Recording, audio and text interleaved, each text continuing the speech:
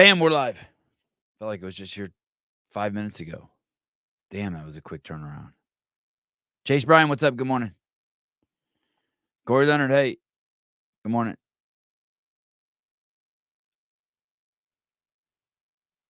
Chris Peasterfield, good morning. Cornholio. Carlos, good morning. See you soon, buddy. See you very soon.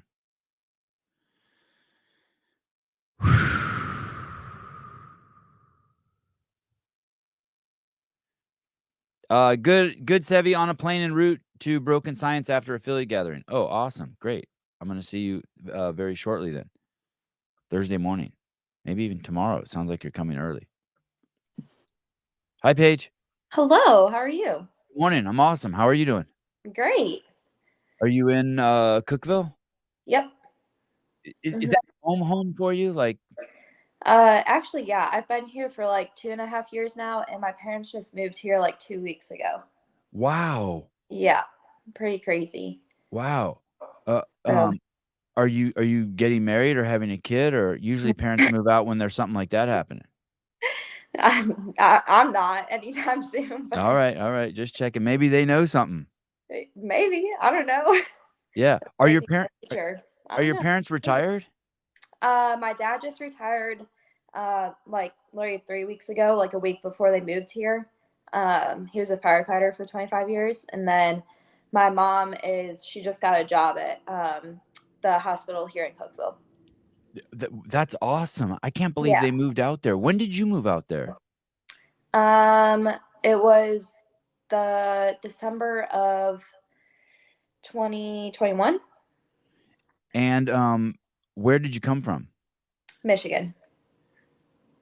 Oh, that's right. That's right. Oh, now it's coming back. You knew Darren. Yeah. Darren is Rich's cousin and former coach, and you met Darren before you met Rich, and that's how you ended up at Mayhem. Yep. Oh, okay, that's right. Wow. How does that work? Do your parents call you one day and they're like, "Are they moving there because they miss you, or when they visited you, they loved Cookeville"? How does that work? How do they move? I mean, yeah, my brother also went to college here, and he's 2 years older than me. So they've been visiting here for, gosh, like 6, 7 years, and they just have loved it every time. And my brother, he obviously used to live here for college, but he had to move away for a job, but eventually wants to make it back. And then I can see myself making it a home, whether I'm competing or not. Um, so they just figured why not? Like they miss being around the kids, so And your brother went to Tennessee Tech? yes.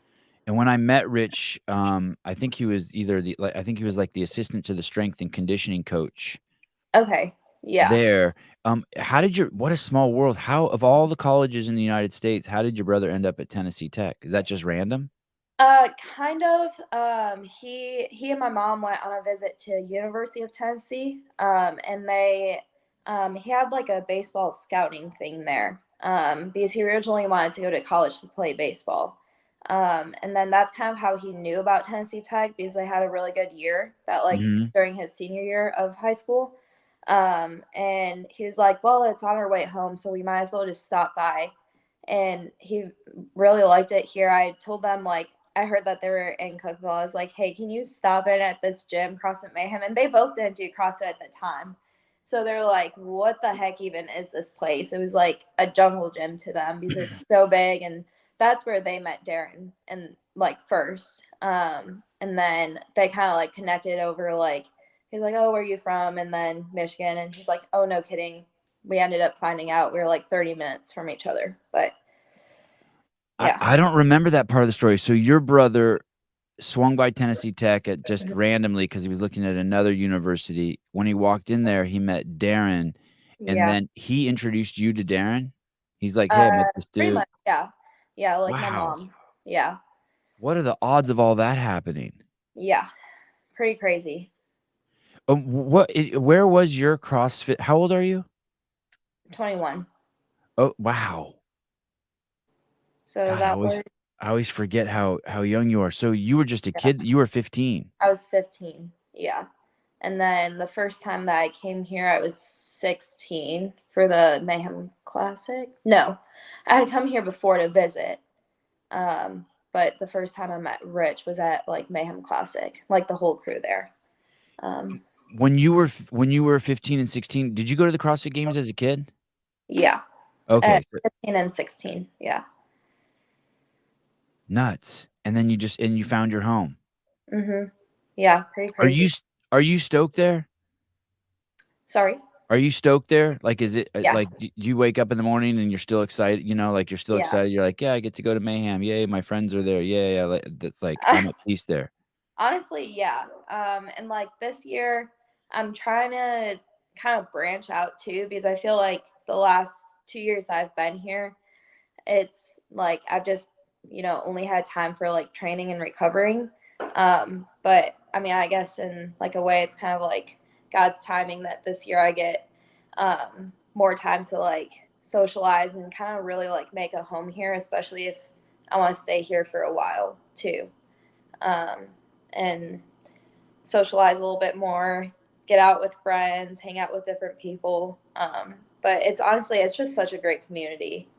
Can't really beat it. So, Let me propose this idea to you. If people don't do like great things, you know, like climb the side of a skyscraper or raise $1 million to save children somewhere, or you know, throw a paper airplane farther than anyone else has ever thrown it. If they don't like, you know, do something with their life that, you know, um, uh, set some sort of example, right? Blaze a new trail. You know what I mean? And then other people might not be interested in talking to them. So like if you didn't take 10th place at the CrossFit Games last year at 20 years old, you probably wouldn't be on this show. It would just be like you'd just be there are only so many days in the week. You'd just be just another CrossFitter, right? You yeah. had to have done something, right? And that people want to hear about. And that's cool, and there's nothing wrong with that, right? Build a car, drive a car faster than anyone else ever has, and you get to go on some talk shows, and it's cool. And it's fun, and the rest of humanity is interested in how that works. So here you are as this um, outlier, young human being on planet Earth who performs just remarkably with your body that we all have. I mean, all of us humans on planet Earth, that's the commonality we have with you.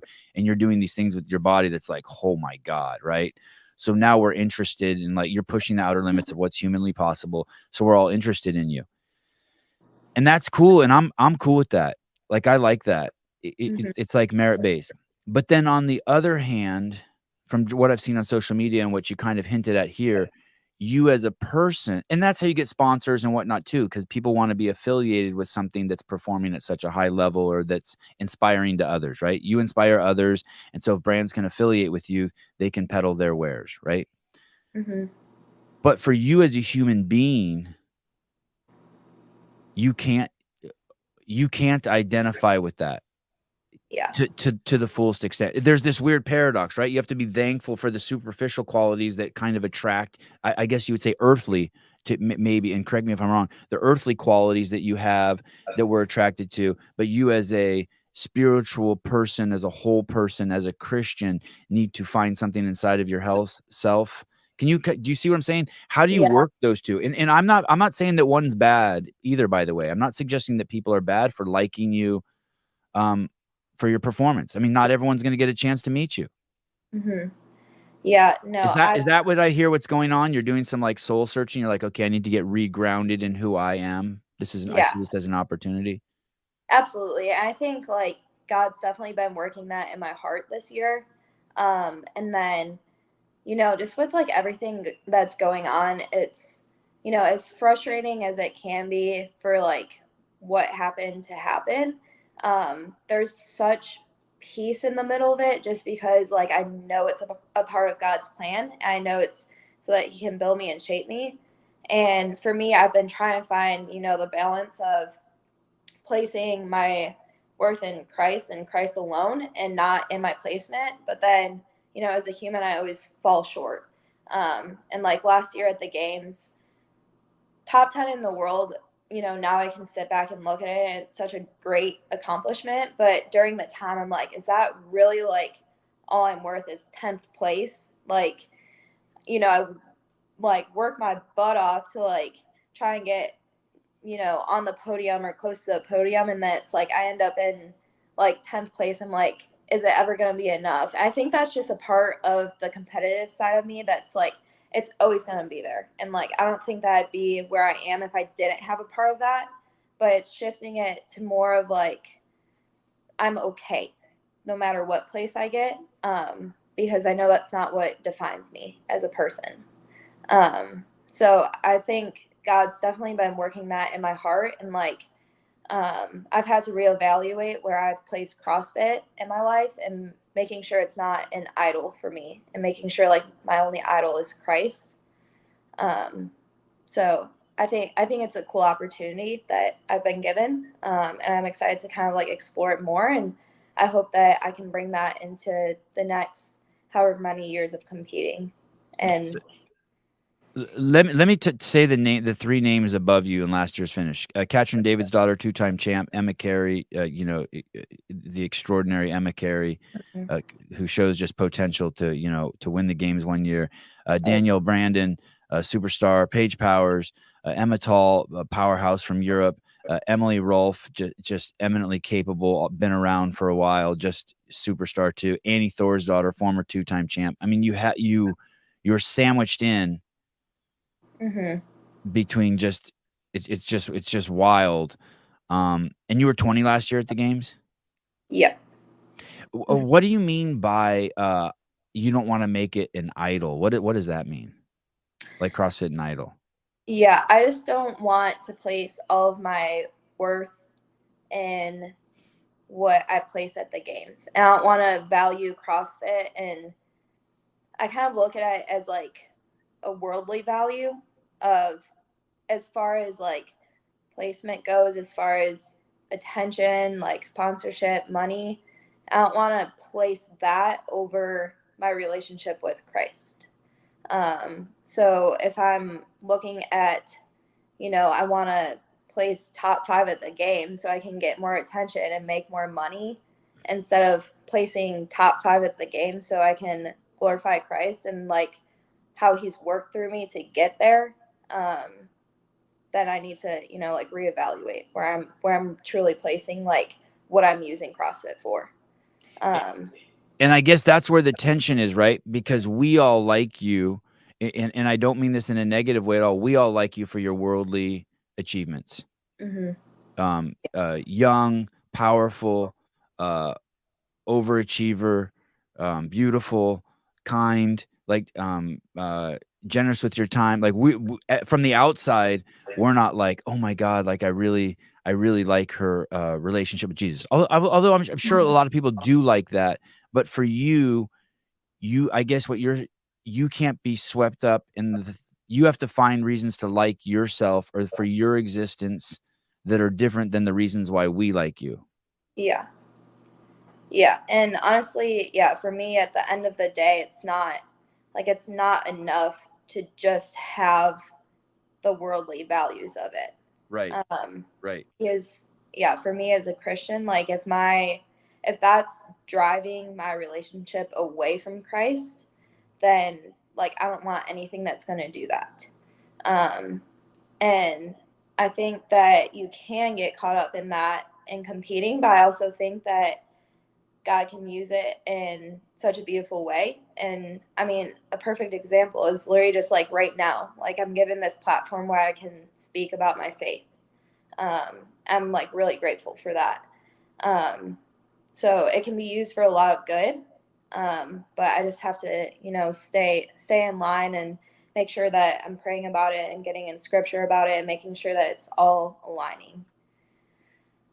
When you're born, um, the idea.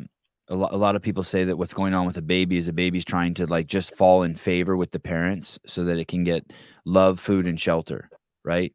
So it's trying to figure out how to. This is kind of a harsh way to say it, but how to manipulate the entity that's taking care of you to take care of you.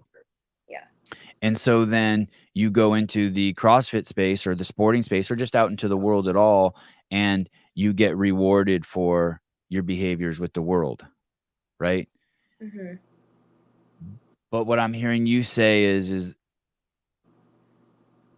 you reached a point in your life where you've realized that there's not sustainable happiness there. Yeah. Yeah. I mean, I think you just hit the nail on the head with that. Like, I feel like a lot of people try and find happiness within the world, and life is just never going to give you that. You're never going to find complete and total happiness no matter what you're doing. Um, and, for me, it's like I'm very fortunate that I made my profession something that I'm very passionate about, but there's still days where I'm not happy.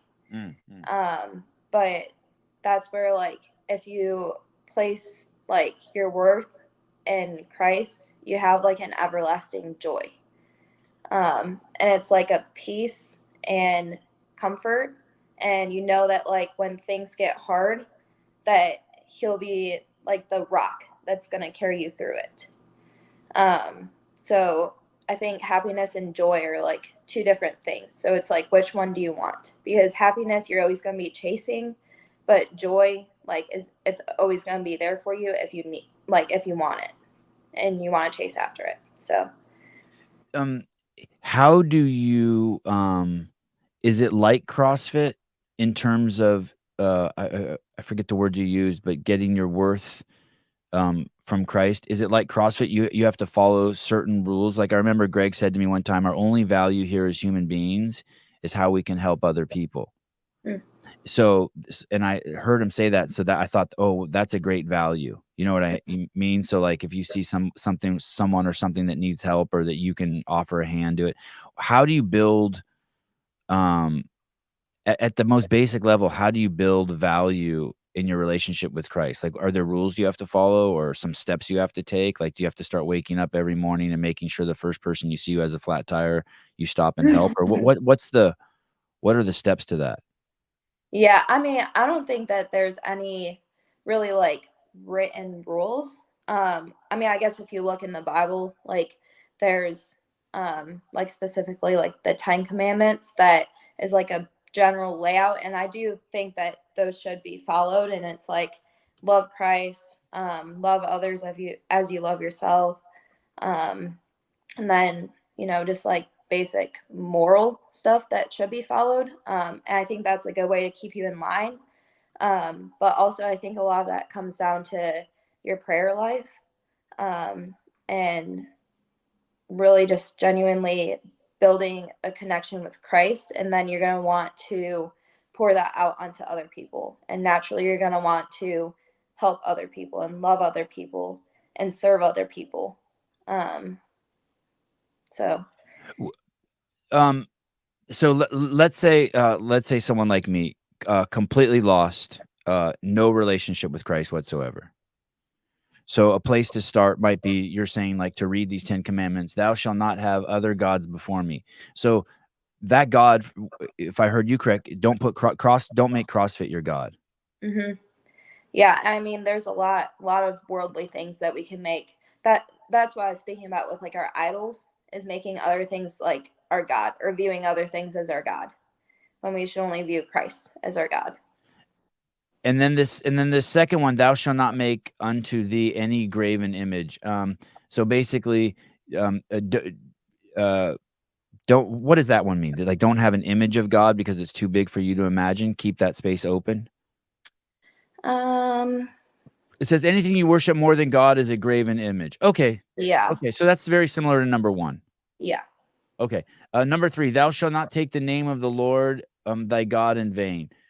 This means using God's name like a swear word. So, like, Mhm. God damn it, or Jesus Christ, or those things that sometimes I mess up and say. Okay. Mhm. Um, remember the Sabbath day to keep it holy. Sunday, or the Sabbath day, is the day in which we all go to church, worship God, and learn how to be better people and Christians. Keeping it holy means doing our best to remember him throughout the day. Yeah, so that's like, I guess, our version of like a Sunday.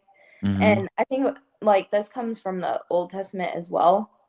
Um, so a lot of it has kind of like, we've evolved it over time. And I mean, a lot of us, like, as Christians, honestly, like, we mess up with these, sometimes.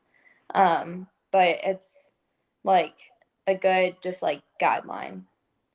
Could you go Um, on a 10-mile bike ride and just, with every deep breath, just say a prayer? I love you, God. Please show me the way. I mean, honestly, sometimes I have to Yeah. get through it. Yeah, sometimes I have to.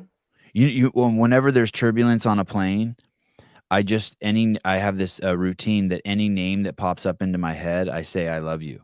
So Mhm. like, and it'll be people like I thought that I couldn't even stand, but I still force myself to say Yeah, that. You know what I mean? Like if there's some woman named Carol and I hate her and her name pops in, I'll be like, I love you, Carol, and I'll say it I like love I you, mean it. Carol. Yeah, I love you, Yeah. Carol. Yeah. Yeah. Honestly, Sevan, for you, I would say, um, like, or for anybody that, doesn't really have a relationship with Christ, I would say that the New Testament and the gospel, like the story of Jesus, that's really where you find how to live as a Christian. And it's like, I think for anybody that is wanting to like dive into the Bible or learn more about Christianity, to start like within the New Testament, and read the story of Jesus, because honestly, like a lot of the Old Testament, it just doesn't make sense unless you know what you're looking for. Um, but I think that's truly like there's just so many gems in there of like what Christ said when he was walking on earth, of like how to live according to God's will. Um, that that's like what shows you the way of how to live. And then there's like, I'd say the 10 Commandments are like kind of like the guideline. And so the the outcome of that is you're in a situation like you are where you had a worldly goal and you didn't get it, but since you are tethered to Christ and you have an awareness of your connection to Christ, it doesn't crumble you. You're Mm-hmm. not a loser. You're not a failure. You still, oh, look, Mm-hmm. I'm still tethered to Christ. That's cool as shit. Yeah. And also, like, if I, ended up winning the games or won it 3 times in a row or whatever that looks like, I could I see it. I could still see am it. grounded and rooted. Whereas I'm not like, even, I mean, let's say back for me, like winning Wadapalooza, it's, I can see how if I wasn't doing it for the right reasons, that it's like just such a fleeting moment. Like it just happens, and then the next day, it's just, the same. Like life's the same. But, um, Yeah, there's no fulfillment there. I think all yeah, people who've gotten what they've wanted in life eventually, like, you get the perfect boyfriend, it's cool for a second, and then all the worldly stuff, the fulfillment fades. yeah, And sometimes really quick, like you're right. Like people will win like the Super Bowl, and then you'll hear them talk, and they'll be like, "Yeah, there was." It's like, eh. yeah, yeah. So it's like, what, I guess for me, it's like, what's the purpose of doing that? If it's not going to fulfill me and like fulfill others, I don't get to use it as a platform for better, for more than just like, hey, look at me, I'm cool, I'm really fit, then what's the point? Um, I think it's very typical what you're going through for healthy human beings. I think like right at your age, I think between like I don't know 18 and unless something tragic happens to you as a child and you have to start digging in early, I think it's Mhm. pretty typical that around 18 to 25 a healthy human being should start going through some sort of metamorphosis where they're looking deeper. They're like, man, like I just finished high school and college and now and like I don't even know who I am or what I am or what's going on. Like what have I been doing? You kind of I think like what you're doing is um do you see that too? Like your peer group, the people who are healthy in your peer group also being like, okay, now this is the age that I should be doing some healthy soul searching. Yeah. Yeah, I think some of us, like, especially the teenagers, people don't realize, like, we've been doing this for a long time. And for me, this is my 7th year of competing. So, yes, I've been doing CrossFit for like 7 years as well, but all that has been hardcore training, competing to make the CrossFit games. Um, and I mean, it takes a toll on you, and we kind of, I think some of us have like kind of looked at life outside of CrossFit and outside of competing, and kind of seen like that CrossFit isn't like our everything. So then it's like, how do you find the balance of maybe figuring that out, but not completely like just stepping out of CrossFit? Um, if you're still feeling like you want to compete, or like for me, I still feel called to compete. Um, but yeah, I know that there's more to life afterwards. So it's like, how can I set myself up now and like make relationships and like be a good Christian, make time for like prayer and scripture and Bible studies, um, and not just 100% like go into CrossFit and still compete, if that makes sense. Yeah, it does make sense. Let me ask you this though, or point this out. As human beings, we have this. Uh, we have part of our. I don't know if it's our nature, but I'll use the word nature is to avoid discomfort, right? Mm-hmm. And competing's hard is very uncomfortable, right? Yeah. And but oftentimes that there's great reward from discomfort, right? Stay up all night and study, go take the test in the morning. You're like, hell yeah. Work out really hard, show up at the CrossFit games, and something comes in your wheelhouse that you've been training, and in the hard work pays off. Do you have to be careful to make sure also that it's not just you um, avoiding discomfort? Sometimes I think that, Yeah.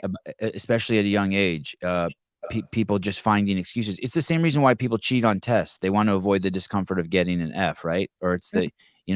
the, you have this desire for a candy bar as a little kid, and you don't like the discomfort, so you solve it by stealing the candy bar.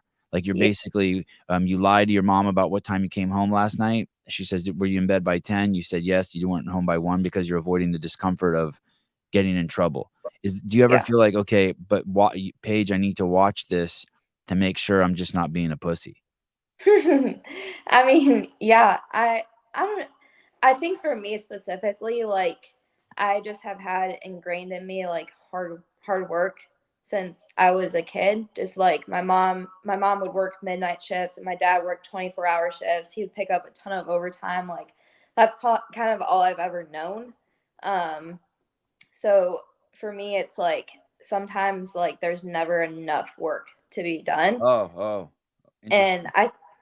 I think that I don't know, that's like you should have that feeling if you want to make it in the sport. Like you should have that like underlying behind your head of like, oh, did I actually do enough today? Um, but I think also being able to find a balance of that and real life. Um, and I think that's kind of like the sweet spot to where you don't burn out. Um, Yeah, I like that. Yesterday I had all this shit I wanted to do, and I was in the backyard and I was like weed whacking, and then I was ready to go on to do the next thing. I knew I had to take my kids to swim lessons, and I just had this idea of just laying down in my backyard, like in just in like the field area. And then I was like, you don't have time for that. mhm. And then I was like, yeah, I do. And you're right. Yeah. And I stopped and I laid down and I looked up at the sky and I watched the peregrine falcons and the hawks fly around, and I could hear my kids had just gotten home from wherever they came from and they were playing. And even just taking that 5 minutes of just laying down in the grass and just like, ah. And Yeah. that's basically, in a way, that's what I'm also hearing you say. You have to stop and smell the roses Mhm. and, like, pick your head up and be like, "Okay, I'm here." For you, it's, "Hey, I'm here with God. I'm here Yeah. with Christ. There's a plan, and I have some obligations to put some of my awareness on what Christ wants of me." Mhm. Yeah. Absolutely. Yeah, and there's definitely lots of years that I didn't even consider that. Mhm. Um, and Are you compassionate with yourself about that? Or do you kick yourself for it? Or are you like, "Oh, good," are you more of the mindset of like, "Oh, shit, I'm glad I fucking woke up for a second to, like, take some yeah. time for Christ," or are you like, "God, I'm an idiot. Why did I do that?" No, I think it's more of just um, like I think it would have been ideal to like be in the mindset and like live everything for Christ back when I was a teenager. Um, but also I didn't really learn how to do that until like I moved to Cookville and I was around people who have done that too. Mm. Um, and Anyone in particular? Bailey was, I mean, she's a big one. Bailey and Tyler both. Um, Gee, Rich, um, you know, he got Galatians tatted on him and like won the games. Like that, you know, what a big testament. Um, and then, I mean, honestly, just like the whole community that we have now too, like it's really special because we had like a quite a big group move from Florida back in the fall, and um, Coach Dom, who is like pretty much like our coach who leads us through workouts every day now. He started like a Bible study for everybody, and I mean everybody's welcome, but it's like really cool to be a part of a group of athletes that are chasing Christ first, and then like chasing CrossFit second. And we're all super competitive. We all want to win in training every day, and like we all want to do the best that we can, but we also hold each other accountable for like our spiritual side. Ken Walters, F-bomb Sevy. Okay. I'll watch that. Fine. All right, fine. All right. I'll try to catch some of those. At least, yeah, okay, fine. I Um, haven't noticed. oh, good. Okay, good. I know, but you're young and maybe your parents are watching or something. I need to behave. I need to be on my best behavior. Respect the guest. Okay, fine. I'm not hell bent on using that word. Um, if let's talk about what happened. Let's go back to the open. How was the open? What was your plans going into the open? Were you just like to head to the games this year? Okay, time to Yeah, go to the games. Okay. yeah, definitely. Yeah, like the open. Honestly, it was like the open I tried not to care about just because like I did Rogue on the off season and then I did Wadapalooza and I was like, okay, I need like a little bit of a mental break just so I can buckle in for the rest of the season. So I was like, I'm just not ready to be in the competitive mindset for the open. So I like literally didn't even look at the leaderboard until the last workout. Oh, Um, during the open. hmm Oh, yeah, I kind of just did the workout and treat it as another training piece so I could train again in the afternoon and not feel like absolutely horrible. Um, and yeah, just did and it you as don't another have to training because piece. they take 25%, and you just knew. Yeah, yeah. And I was like, there's really, I mean, there was a little bit of pressure just from like my open performance last year. Um, but I think I was also in a different mental space where like I just wasn't necessarily ready to compete in February yet. I just needed a little bit more time to like kind of just go through the motions in the open and then really like buckle in and get ready for quarterfinals and like hunker down for the season. And why? What happened last year in the open? How did you do? I got second in the open last year. Um, and I mean, I was like riding a wave coming off of like winning Wadapalooza Oh, okay, and the so open. Mal O'Brien, Paige Powers, Emma Lawson, Ariel Lowen out. Wow, you Yeah, crushed the open. thanks.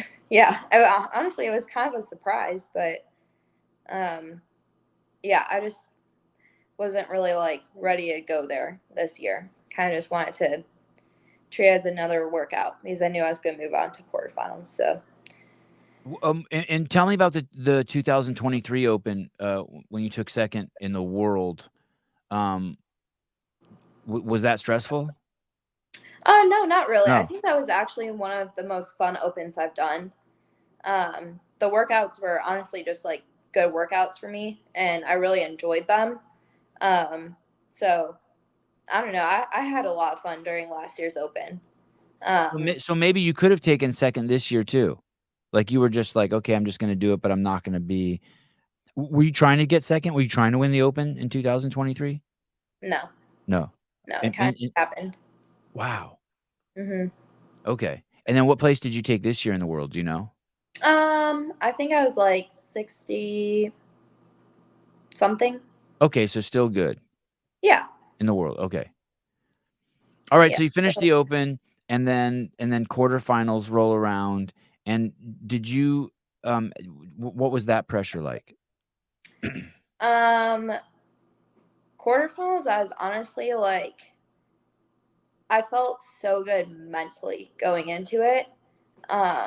And honestly, it was the same thing where I was like just expecting to qualify for semifinals. And like honestly, I've never even had like I've rarely had to worry about video review because I've never had a minor penalty, major penalty, like I've never had any of that. So I kind of just like assumed that everything would be fine and I'd move on to semifinals.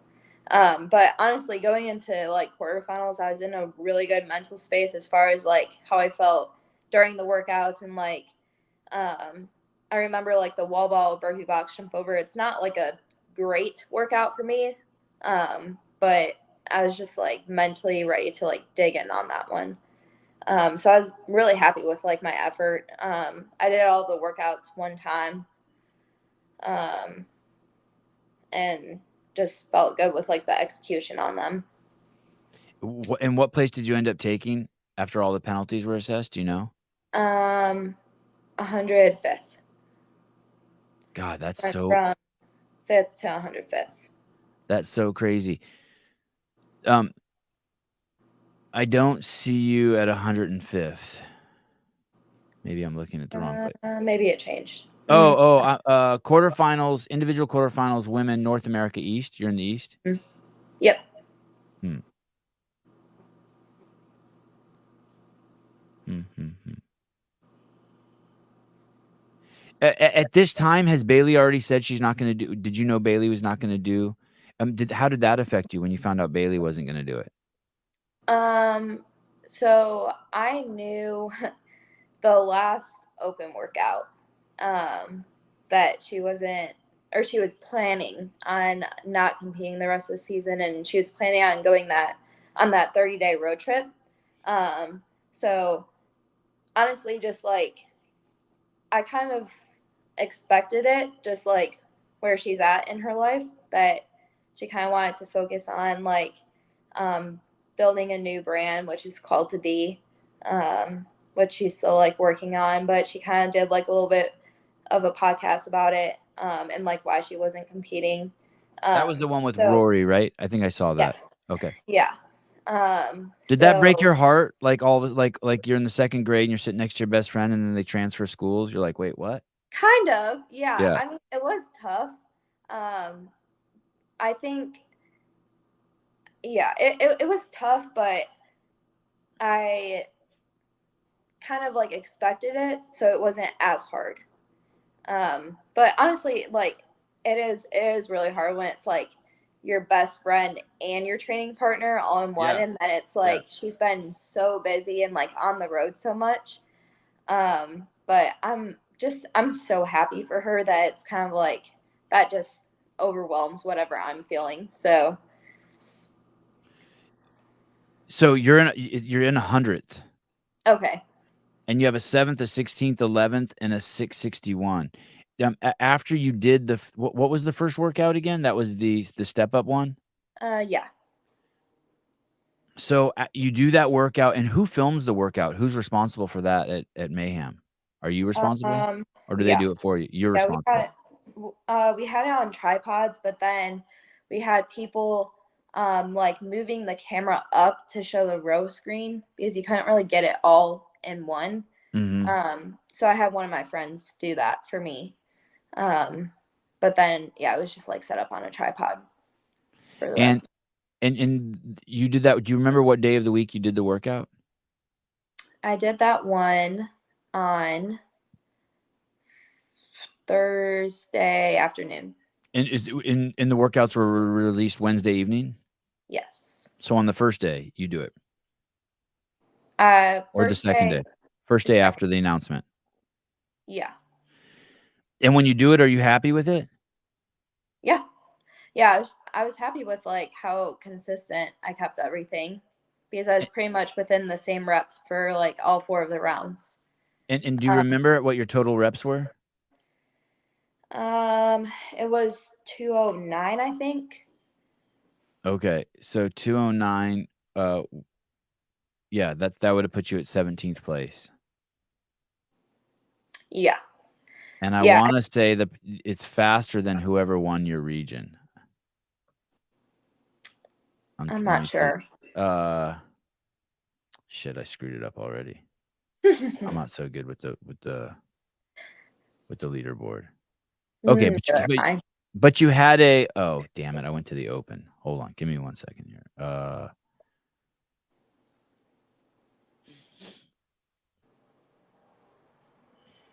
North America East? Yes. Oh, no, okay, Alexis Raptis got, 222. Okay. Alright. So you turn in the video and you think it's done. You're Mhm. and then when do the rumblings start? Do you get an email or do you start hearing stuff on the internet that like, "Hey, people are Um, getting dinged"? no, I got an email first. It was the like once the leaderboard was closed, or yeah, it was the submissions were closed on Monday. It was that Wednesday night that I got the email that I got the major penalty. And by then it's closed? Mhm. The windows have closed. Mhm. And, what were you in denial? Were you like, "No, this can't be right"? Yeah. Honestly, yeah. I was like, because I had watched the video too, like before I submitted it. And honestly, it's kind of weird because like I'll go through my videos, but I won't really like watch the whole thing. And that when I pretty much watched the whole thing, I was like, there's no way. Like I, it, I mean, it was hard because like they told me that my knees weren't both fully extended. And then of course, like when I go back and like zoom in and like slow the frames down, it's like you could see my knee was like very slightly bent still. Yeah, what And does I was that mean like, extended? Do you have to, like, lock it out, like, yeah, hyperextend it? Like, what is that? You yeah, like, you have to they like want the top of the straight. box step is a way that none of us would ever stand? Like, no one ever stands like that, you unless Yeah. you have something Um, wrong with your posture. yeah. Yeah. So, I mean, I take responsibility for like yes, I didn't fully meet the movement standards of like what was written, and like yes, both my legs weren't completely straight. Um it's I think it's just a little bit frustrating when like it wasn't my working leg that wasn't fully extended, so I like if I stepped up on my left leg that was fully straight and then my right was like barely bent. So Okay. it was pretty much done, and then um I don't remember the other point, but um, So you watch it, back and you're like, "Okay," you're happy with your performance, and then do they tell you how they assessed? Basically, were they like, "Okay, there were that was it had a hu" how many step ups did you end up doing? Do you know? it was like 18 for the first 3 rounds and then 22 for the last round. Okay, so of 100 step ups, they're like, let's assume that every single one was, didn't meet the standard, and so then they assessed a penalty, and that penalty was what? 10%? Fif Um, I think it was 20%?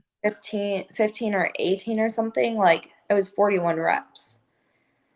Damn.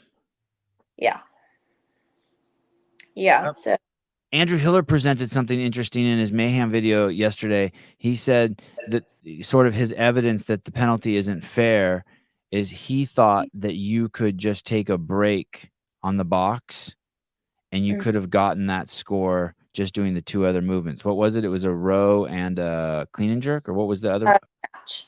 snatch?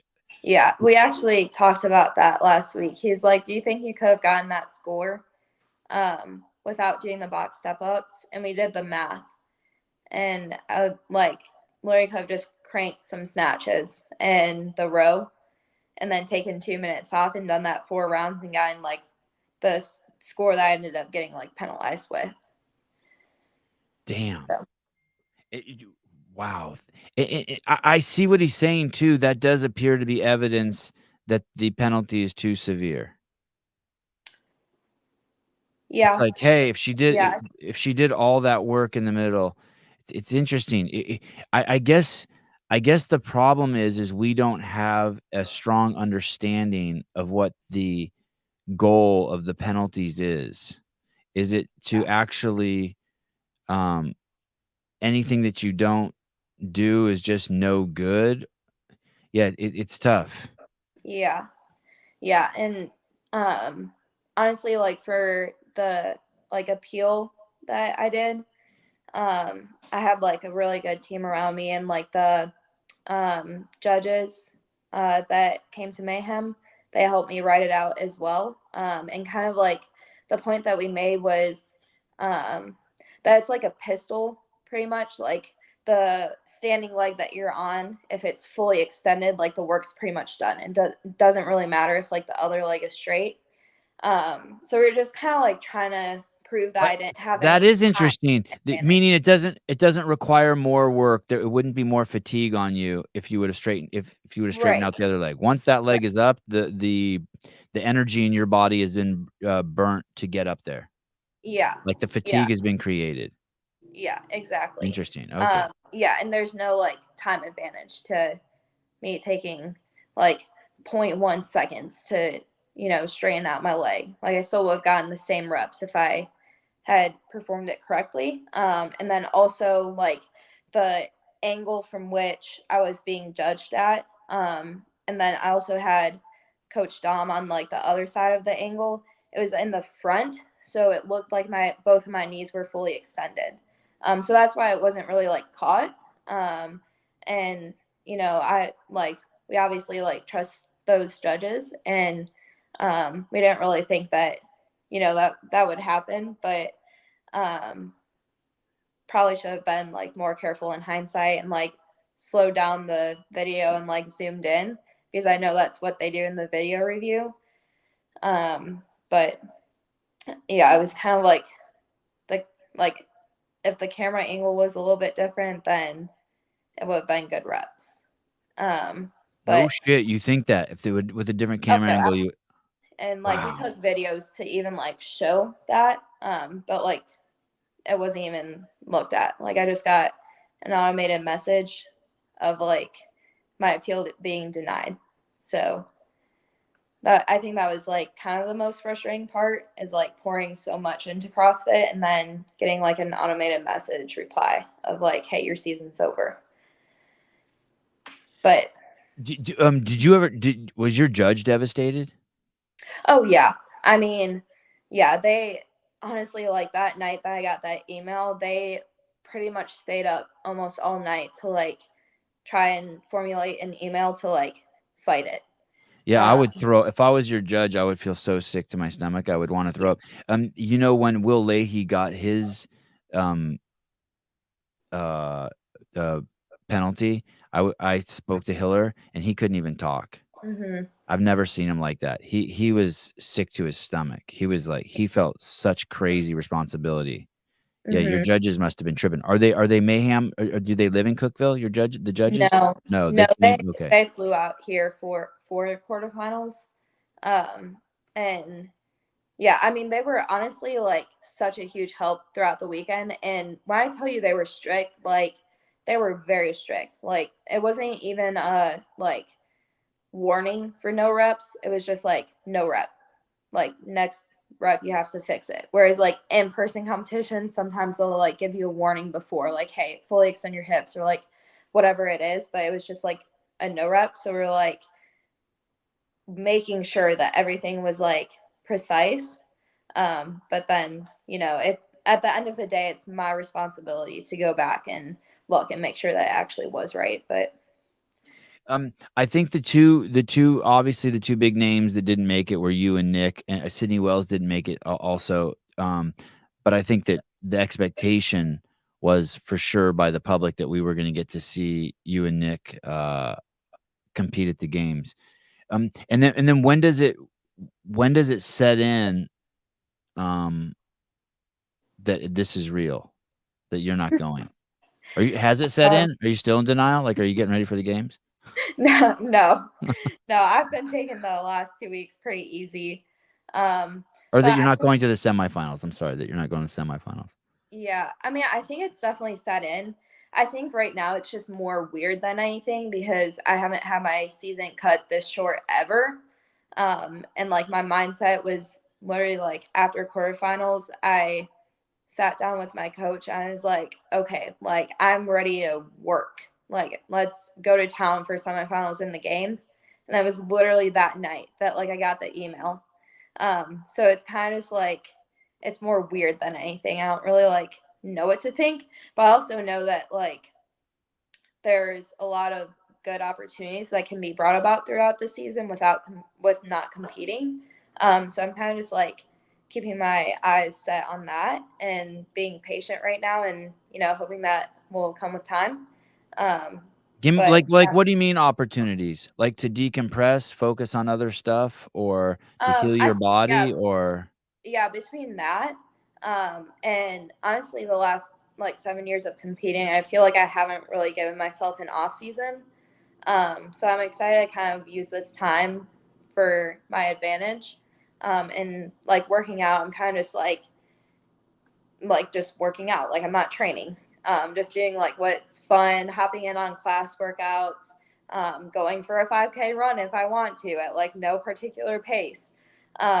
So that's been pretty nice. And then I'm actually hopping in on team workouts with Angelo, Sam, and Zoe while Oh. Molly's out of town Oh, that's for a cool. little bit. So filling in and helping the team out. So yeah, between that and then like travel opportunities, gonna try to make my way to some events and competitions.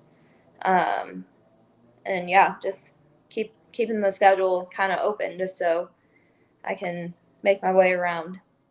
Was there any piece of this, where you were like, didn't wanna get out of bed the next day? Like, you just didn't wanna go out in public? Like, was there any part of that, or no, where you did it just hurt and you Honestly, just went about your day? But was there, like, kinda like, "Oh, fuck. Like, I don't want anyone to see me now." yeah, that was like Monday evening. I saw on Instagram that Dave posted like pretty much confirmation that like my season was done, because I think for a little bit I was like still trying to keep some hope of like maybe they'll come up with something Yeah, to where yeah. like I Adrian's could gonna call me and be like, "Sorry, we looked at the wrong video." yeah, Yeah. yeah, I was like there has to be like something. And then it was kind of like confirmation that night, and like Tuesday I literally like I was planning on doing stuff and I just got up and pretty much stayed in my house the whole day. And like my mom had called me and she's like, "Hey, do you want to come over and like get some stuff done like that we had to get figured out?" And I was like, "Mom, I can't do that today. I just need like a day to like not talk about it, not think about it, just like be numb to it." Mm. Um, but And besides then you have to that, go in the gym and everyone has to hug you and say sorry. Like, it's a whole it's yeah, I yeah, kind of like it's like a funeral. Like, I'm like, "Oh, I don't wanna go to a funeral. I don't wanna, yeah. like, hug No, 100 people and I don't wanna deal with that. I'm already dealing yeah. with it." Yeah, it did kind of feel like that, and I mean, I really appreciated, like, it was really cool to see like all the support behind me. And it's cool. I mean, obviously, like these people support me in like the highs, but it's also like good confirmation that they support me in the lows too. And Yeah. like Rich willing to like go to bat for me, and Jake Walker and like Dom and all my friends and family. It was really cool to see and definitely felt very loved.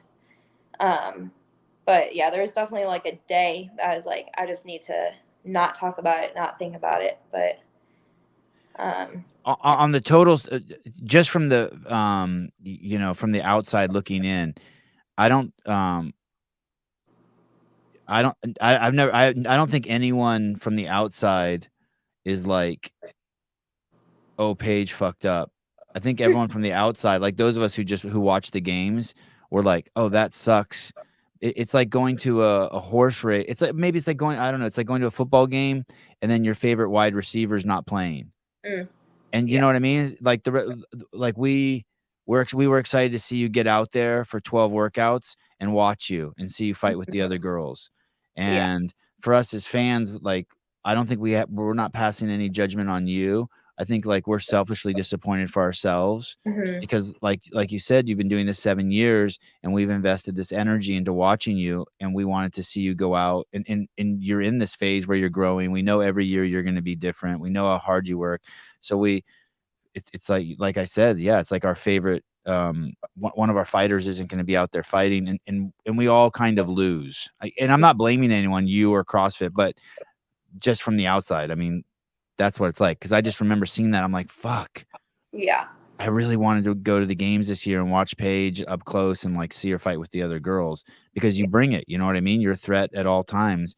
And so for the fans, it's that kind of loss, just on a real superficial level, but it is a loss for us. Like we want to see you go out there and fight. So, Yeah. but I don't hear anyone being like,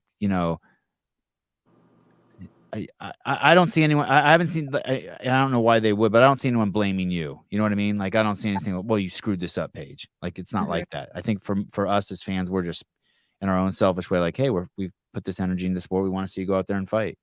Yeah. Yeah. I think, yeah, I definitely feel very fit this year. So I Mm, think that's kind of a hard pill to swallow is like mm. a And last healthy. step You're up. healthy too. Oh yeah. Yeah. Yeah. It's honestly like going into quarterfinals is probably like the best that I've felt. Um, Minus just, like the classic old aches and pains that you get, but just stuff that I could like work through and recover. But yeah, I felt very fit, very healthy. So it was a little bit disappointing. But I definitely think that there's like a fire lit in me that haven't felt in a while. So I'm Oh, excited to see like where that brings me. Corbin Bowen, $1. Oh, boy, thank you, Corbin Bowen. Tell Paige she made semis in CrossFit Kentucky. All right, fine. Thanks, Corbin.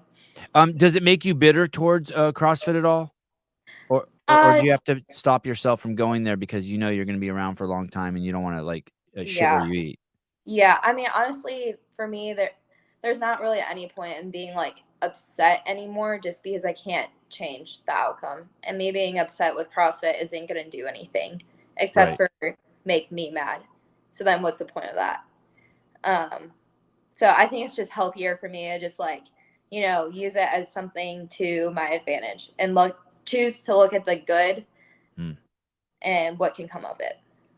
Come to the Fresh Fresh, Coast fresh in coast. Michigan with Rich. Are you going to that?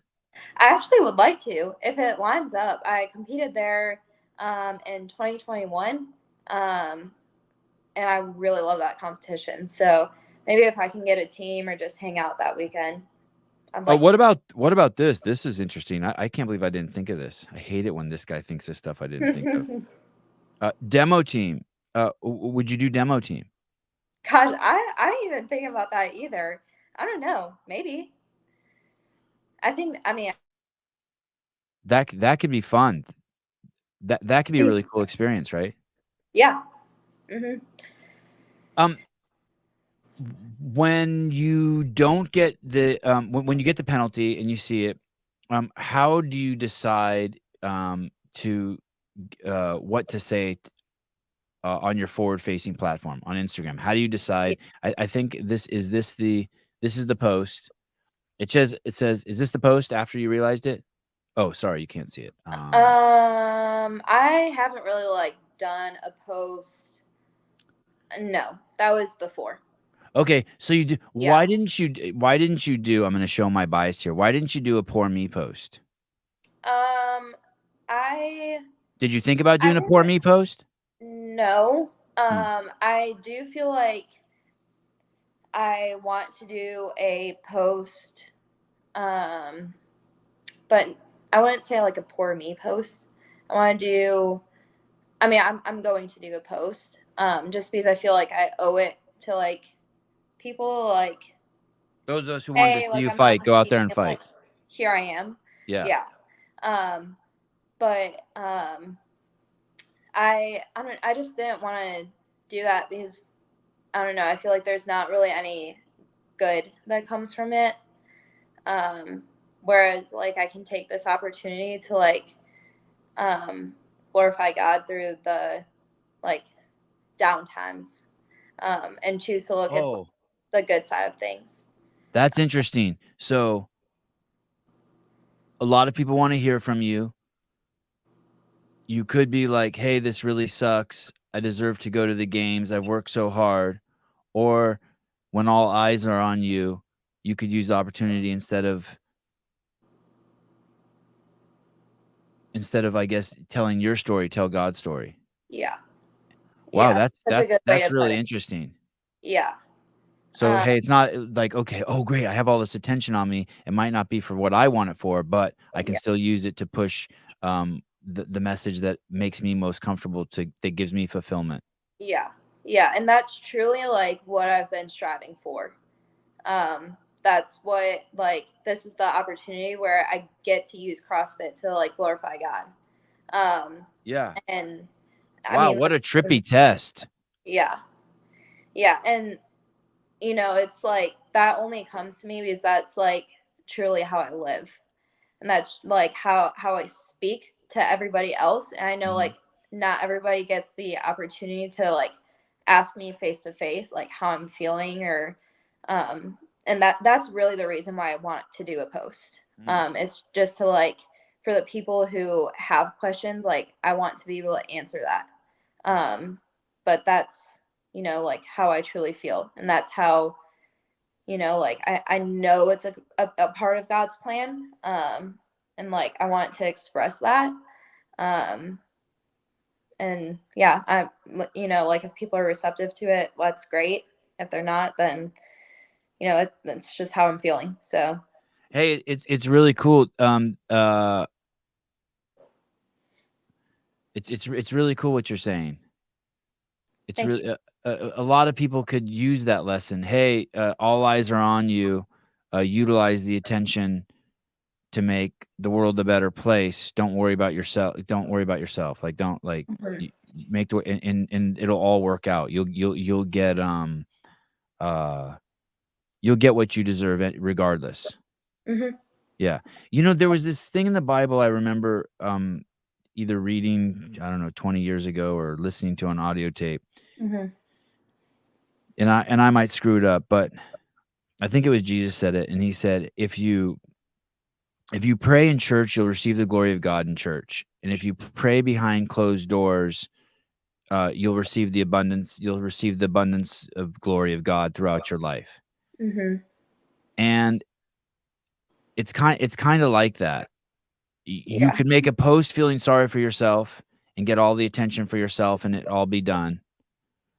Or you could praise God and kind of share something, like give something instead of take something. I'm gonna give. I'm down, and I'm still gonna give you guys something. I'm not gonna take something for myself. Yeah. Yeah. Absolutely. And I mean that's really the essence of like what I strive to do. Living a Christian life. Like that's what we're called to do is to serve others and love others as you love yourself. And So that works out. That's a winning strategy, right? It's not like, hey, I do this and it sucks, and I hope I get all my. I hope when I die I go to heaven. It's like, hey, I do this, and wow, I feel great today. yeah, yeah, exactly. Yeah, and I feel like it feels so much better to like serve others and be positive to others Yeah. uh, than it does to like gain attention for yourself. Um, Well, all our problems are when we're thinking about ourselves. When like yeah. you know what I mean? If you're I don't know if this is gonna resonate with you, but when you're changing a baby's diaper and it's 3 in the morning, you can be like, "Fuck, this sucks. I'm tired. Poor me." Or you can change a baby's diaper and not think about yourself at all and just be like looking at the baby and loving on the baby, and then Mhm. you don't feel any negativity. Yeah. You don't make it about you at all. Yeah. And No, that's so yeah, you're just anytime you're making something about you, there is a very there's a 50% chance that it's gonna be bad. hmm yeah. I think as humans, we think about ourselves way too much. Um, and I feel like you can go into a spiral when you're just constantly thinking about you, how to make yourself happier. Whereas, like, if you focus on others, you're not thinking about that. Like you find fulfillment and joy in serving others and making others happy. It's awesome. I want to go back to your parents moving there. So your parents move here, and do they tell you, "Hey, we're moving here because you're there"? They didn't necessarily say that. I mean, yes, it's like kind of implied. But if you moved, Um, it would screw everything up. They would like you'd get slapped around. Like if next week you're like, "Hey, guess what? I'm moving to Miami." yeah. Um, Probably, maybe. I know that they really like enjoy the community here. So I think they'd be okay. But I think yeah, they definitely did move here to be closer to me, and hopefully my brother can move back and his fiance. But we'll see. Yeah. Do you see your parents every day? Pretty much, yeah. Since I've been here, I've seen them almost every day.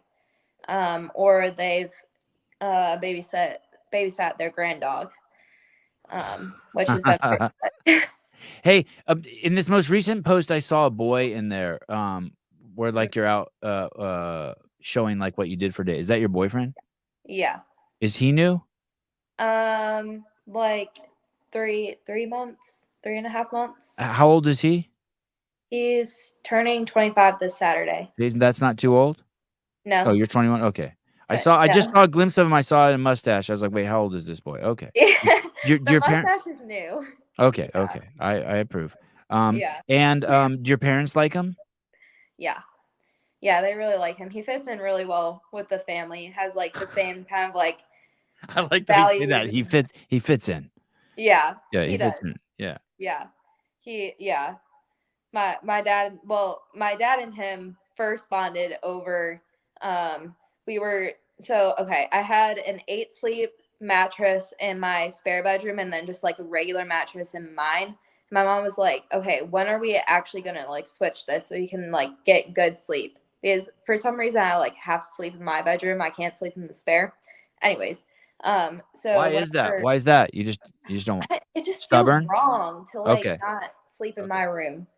I don't Okay. know. That really makes no sense, but that's just how my brain works. Okay, fair. Yeah. And she was like, this was before they moved here and they were visiting. And she's like, okay, we're finally gonna like move this over, but mine was a full, so we had to move the bed frames as well. And the bed frame got stuck in the hallway. And my dad was like, okay, where's your tools so we can like take this apart? I was like, Dad, I don't have any tools. Like, what do I need tools for? I'm like a 21-year-old girl living by myself. Like, if I need help, I'm just gonna call somebody up. I'm gonna call you dad. Where's your tools? Exactly. Yeah. And he just had like they had a rental car, so he didn't have his truck with his tools in there. And Dalton was like, "All right, I'll be right back. I have some tools in my truck." And he's like, "That's right. Every man should have tools in his truck." I was like, "Oh Wow. goodness." Got the stamp of approval from Dad. Um, can you tell me how you met him? The courtship process, like how do you have time to run into someone, especially if it was Yeah. 3 months ago? That was like kind of in the, I mean, you're ramping up.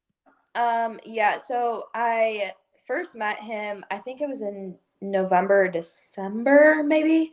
Um, because he is on the second Mayhem team this year. Oh, okay. So he's at Um, the gym. so yeah, so he was at the gym quite a bit. He lives in Knoxville. And then he'd like travel here and commute here. And then like we kind of started like chatting a little bit. And then he asked me out like after Wadapalooza. And then that kind of just took off. Did you know, like when you saw him, were there like sparks and stuff? Like, did you know? Yeah, absolutely. I like, um, I mean, we see like a lot of new people at Mayhem every day. But I remember it was like on a Saturday and I was like walking over to grab some plates for, I was like cleaning and I like saw him and like did a double take because I was like, first time I was like, oh, he's new, and second time I was like, oh, he's kind of cute. And then I saw he was like hanging out with my friend Nick, and I was like, oh dang, Nick's gotta introduce me to this guy. And like whenever I walked back over, Nick ended up introducing me. Um, Wow, that's so yeah, cool. which yeah, No and app, no nothing. Just like, hey, yeah, real yeah, person. yeah. So then yeah, it was kind of like awkward small talk for a little bit, and then it was like Uh-oh. Right when we're getting to the good part. his DMs. You did. Yeah. And then what But do it you was say to a him? respectful side. Like it was like kind of like friendly. Like, hey, nice to So meet you today at the gym. Glad to see you. I hope you're enjoying Mayhem. Let me know if there's any, if you ever, like, if you need any help, if you're ever confused, like, uh, yeah. need a good coffee shop to stare into my eyes at when you're in cookout. I mean, Yeah. to drink coffee at. Yeah, it was yeah, he had like a shirt sale for Wildapalooza and it had like a Bible verse on it. I was like, "Hey, that's like one of my favorite Bible verses." Um and then we kind of like got to talking through that. What So it what was like about the what about the normal stuff that comes with a new relationship? Do you have to like staying up too late, talking on the phone too much, eating shit at the movie theater? How do you, like does that do you have to like stay guarded on that? honestly not really with him, which is really nice just because he is honestly like one of the hardest workers that I know. I know I'm biased, but he's definitely one of the hardest workers. Like he's, training to make the CrossFit Games this year on a team. He has a job. He is in school full time. Okay. And So he he's doesn't have time to screw around either. You guys aren't going and getting 3 boxes of red vines and like holding hands in the movie theater 12 hours a day. Okay, good. All no, right, that makes me happy. All right. yeah, All right. You guys which ever work out together? sometimes, yeah, Yeah. How is that? Is that fun? yeah. Yeah. I think yeah, we're both pretty competitive. So we kind of like start to like look at each other mid workout and we're like, are we going? Are we Hey, throwing down? is that did that relationship offer you any console during the penalty debacle? Yeah, absolutely. I mean, honestly, he got like the majority of the tears and the Yeah, yeah. breaking down and the ups and the downs of it. But I think it was really good to see how he like handled it. And like I think you grow through the adversity. I think we definitely like grew together through like going through the adversity and like um, just like seeing his character. Even though I've gotten to see that with like the people around him as well. But But yeah, you could you have heard stuff like, women get, or men, whoever, but someone in the relationship gets really emotional or goes through a hard time, and another person can't handle it, so they distance themselves. Or you got to see how he reacts in a moment of you have a few days of just like throwing your hands up in the air, and you got to see how he'll react to that now. So it's yeah, kind of like, hey, you're being tested too, just so you know. yeah, yeah, a little bit, yeah. Yeah.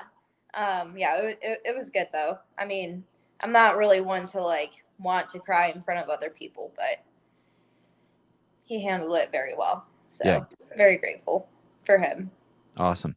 Hey, I really appreciate you coming on. I honestly didn't think you would. I thought, oh, she's probably like I thought, oh, she probably just doesn't want it. It might be too soon. The wound might be too fresh. So I really appreciate you coming on. Yeah, You're no, you're really cool. I remember all the times I've interacted with you. You're so generous with your time and your attention and you're present. And I really like you. You're cool as shit, Paige. oh, thank you. I Yeah, appreciate it. yeah, you're a cool Yeah. person. Yeah, no, thank you for having me on. And anytime. All right. Well, do you think you'll go to the games? Yeah, I want to. Yeah, Yeah, hang out, I party, see people. yeah. Well, maybe not party, but yeah. By party, I mean, you know what I mean, just so you know, Yeah. let loose, Yeah. wear clothes that you like, just drink too much, caffeine, stuff like that. Maybe. Yeah. And Well, yeah, I don't know. Um but yeah, I really want to be a part of the community as much as I can this season. So awesome. I hope to Well, be there. thanks for coming on. I can't wait to see you, and, we'll talk again soon. Sounds good. Thank you. Alright, thank you. All right. Paige Powers, 10th fittest woman in the world. Still. So I'd still give her that crown. No, she cannot beat Taylor. Are you out of your mind? She cannot beat Taylor. What are you talking about? Taylor is unbeatable. He's truly unbeatable.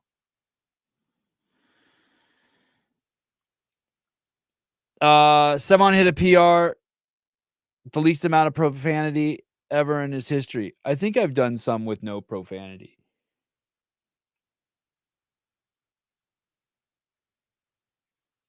There's this every morning there's this ebb and flow. There's from day to day there's like degrees of how excited I am to come into the studio here and do the show. And last night I was pretty excited because I knew this is gonna sound horrible, but I just knew it was gonna be easy because I remember hanging out with her last time, and she's just easy. She's just cool. But I stayed up too late last night. I looked up at the clock and it was 12:05 a.m.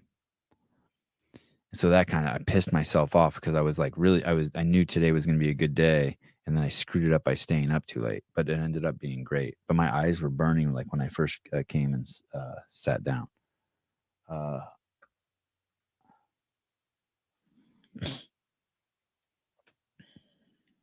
wanna see a cool video? Yesterday my boys were sparring in the in their private. They have I don't know what you would call it. They do fighting classes like every day almost. I think Sunday's the only day they don't do fighting classes. And this one takes place at the house. And yesterday they were sparring a little bit. And the reason why I like this video I'm about to show you is this was just supposed to be stand up. This was just supposed to be punching and kicking. And I always thought, like, God, how do they not take each other down? Because that's their primary form of fighting is jiu-jitsu. And then the striking and kicking is second. They only do that 3 days a week, but jiu-jitsu they do, and they've been doing it for years. I was like, how do they just not stop themselves from just taking the dude down? But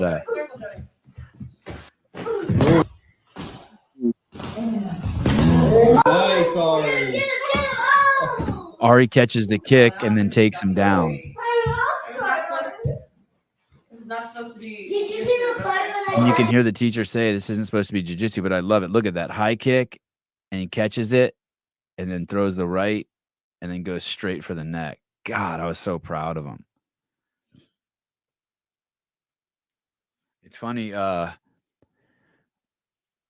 Yeah, such a great move. Boom, bam, dots him on the forehead. Anyway, yeah, they're savage. It's so fun watching them. They're so good to each other. They're so good to each other, and God, it's so crazy. It's so crazy how far they've come. So proud of them.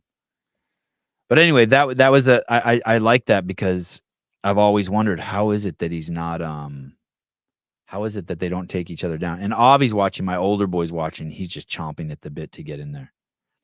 Sevi, are you excited? You got Josh back on this week. Is that this week Josh is coming? I don't even have my phone. I don't have a calendar. Well, what day does he come? I'm trying to get Rich tomorrow. I wonder if what the deal is with that. I want to have Rich on. I want to ask him what it was like having Rich, would Wednesday morning at 7 a.m. Pacific Standard Time work for you? That's a great time. So maybe we'll have Rich on tomorrow. That would be crazy to have Rich and Josh on the same week.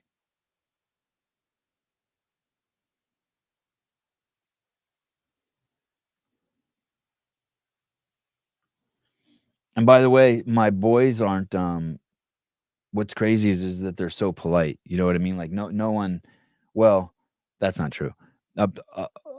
Other fighters know that they're fighters, but like regular people have no fucking idea. But I didn't realize that other people, there was a, we were in the town 2 towns over, and we walked into a Pete's Coffee, and we were all sitting around a table. They were drinking whole milk and eating a chocolate chip cookie. And I was drinking some black coffee. Sorry, Gabe, at a Pete's there by the skate park. And this guy walks in, and he's stout as fuck. And he comes over and he said, "Do your boys wrestle?" And I said, "Well, yeah, they don't take specifically wrestling, but yeah, they wrestle. And he's like, I can totally tell. He said, I'm the wrestling coach, and it was something in the town, and it was kind of cool. But just the way they carry themselves. But anyone who's thinking about getting your kids into fighting, or I don't know, they call it jiu-jitsu and striking or whatever, MMA, mixed martial arts, I highly recommend it. It does, my kids are not. I'd have to argue that they're much less aggressive than other kids their age. All right. Anything? When is Josh on? Did someone tell me? Janelle. Hello, Janelle, the coolest lady in the chat. Yeah. Gabe from Paper Street Coffee. You are conducting market research. I'll allow it. Yes, thank you.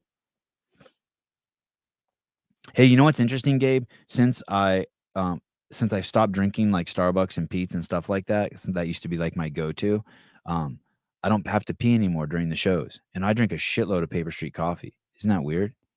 And I get really high from it, sometimes too high. I drink too much. But it doesn't, whatever the caffeine is or in those beans, it doesn't make me pee like Starbucks coffee. I don't know what they have in there. Daniel Garrity, this is a great question. At which point do guests not know? At which point do the viewers not know who Josh Bridges is? So, in 2018, I wasn't allowed to do the behind the scenes, and then there was 2019, 2020, 2021. I think I was fired, and then 2022. I don't know, somewhere in there, like 2 or 3 years later, I did that podcast, the 20 episodes with Matt Fraser and Josh Bridges. And I remember people in the comments would say, why are Josh and Matt doing a podcast with this lame old dude? And I was like, wow, in 2 years, the people will just forget who you are, just like completely. And not that I was ever as forward facing as Josh and Matt, but I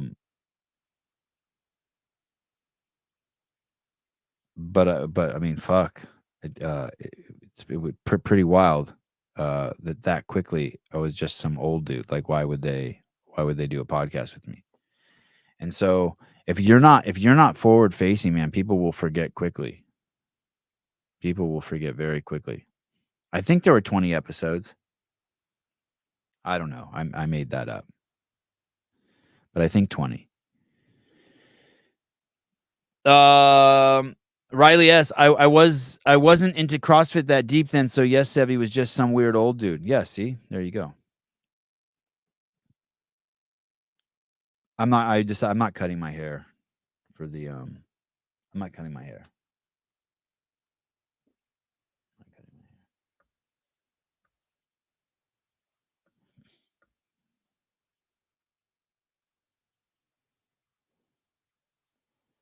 I don't know if I should bring this up now or wait till I talk to Andrew before I bring it up.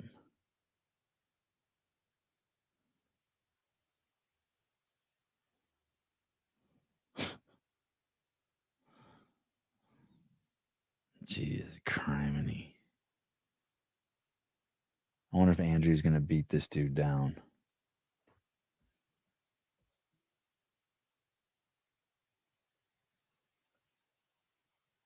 Yeah, I have nothing nice to say. I shouldn't.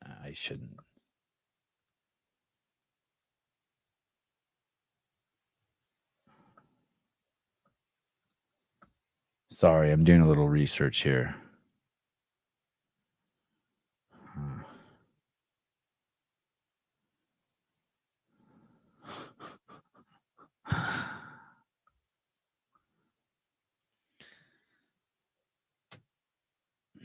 No, it's not Mikey Swoosh related.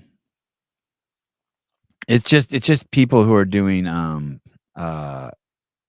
no, it has nothing to do with Brian Friend. Interesting guesses though. Has to do with like Noble and just agents and branding and marketing. And I even had a little bit of like a twitch when Paige said that she's taking a year off to work on her brand or whatever she said about Bailey. Like I felt myself like twitch a little bit. I just can't yeah, Audrey, for fuck's sake, be nice to my honey. Fine, yeah.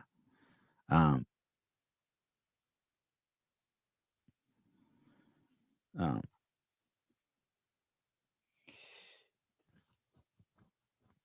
just think that that's just bad thinking. Is No Bullets trying to become a sponsor? No, not of this show. I think Noble might be dead. I think that they might be gone. It would be hard for anyone to. That's the thing, because when you go all in with someone, it would be really hard for someone in the clothing space to make it into the show because of my devotion to a Born Primitive. That's already bit me on my in the ass a little bit, because there have been other sponsors with shitloads of money, like shitloads, like six-figure money, that we couldn't take because I just didn't feel like it would be truthful. It wouldn't be truthful because of my relationships with other brands. So I don't know. So there's that.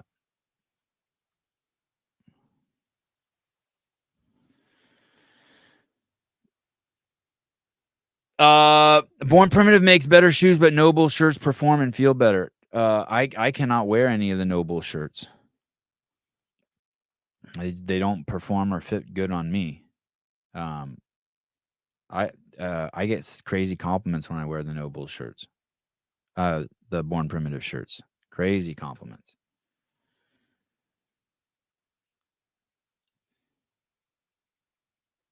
No, Noble shirts don't fit. It's the same. Noble shirts accentuate the gun. Yeah, exactly. It's like the new gear, the new clothing company that's working with CrossFit. They sent me some stuff, and it's like I don't know who can wear that shit. I mean, you have to be a fucking Adonis. It even makes people with good bodies, like, it could fuck your good body up. It's so fucking, like, the material is so, I don't know what the word is. Sheer, is that the word? It molds to your body. Noble fit non-fat Noble fit non-fat people. Yeah, thank you. Yeah, that's fair. That's fair.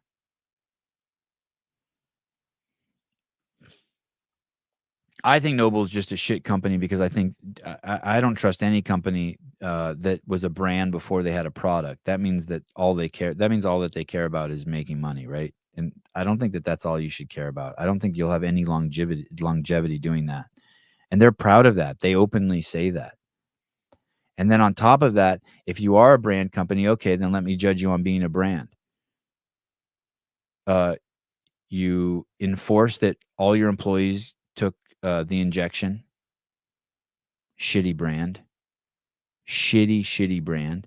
Then you thought it would be cute to say that you guys killed yourself to get the NFL contract. No, you killed yourself by forcing your employees to take the injection. Then on top of that, supporting all the LGBTQYZ shit that was closely affiliated with child genital mutilation.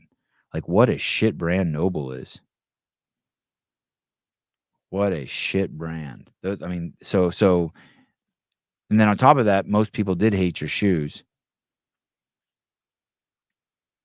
And I just think of all the people affiliated with that, and I think that they're shit too.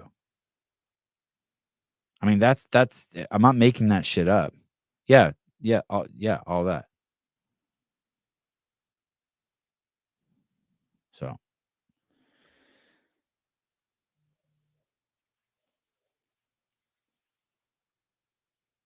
imagine wearing clothes that supports by proxy child genital mutilation. It's the same thing when I see people wearing Carhartt. I mean, like, they made their employees get the injection or fire them. And Noble did the same thing.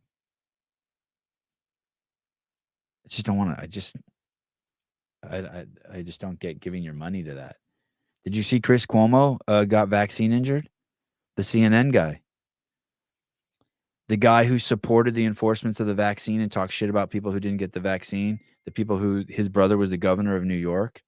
They got shitloads of old people killed by forcing them into old folks' homes with COVID. That dude got vaccine injured. Crazy. The story just came out. I'll cover it in a couple days here. It's fucking wild.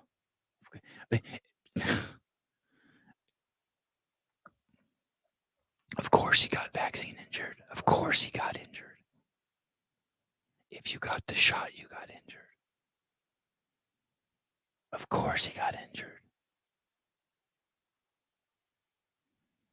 Did you guys see the thing with Pizzagate?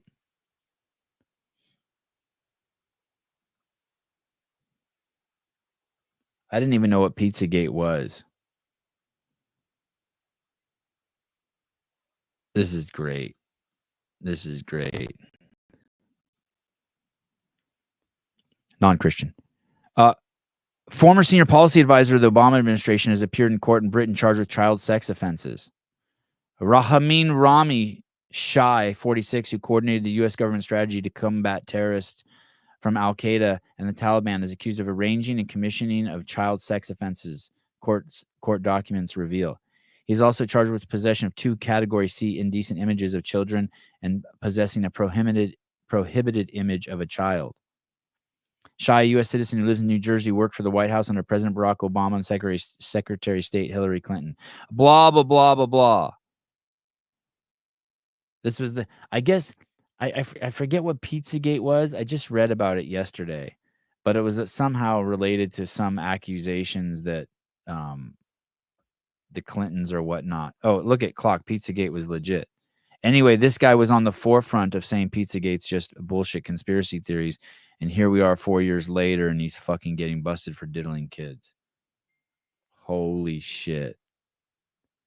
It's like a never-ending rollout of conspiracy theories becoming true. That's also the party that believes in MAPS. MAPS is the rebranding of child molesting and pedophilia.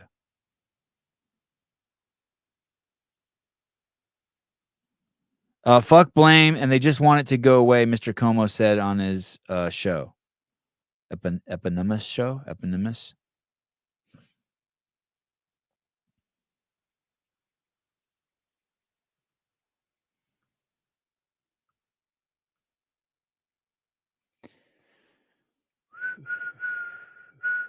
Oh, where was that? I just saw it.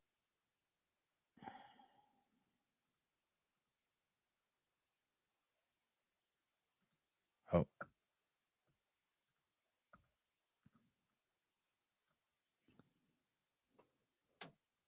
Where is it?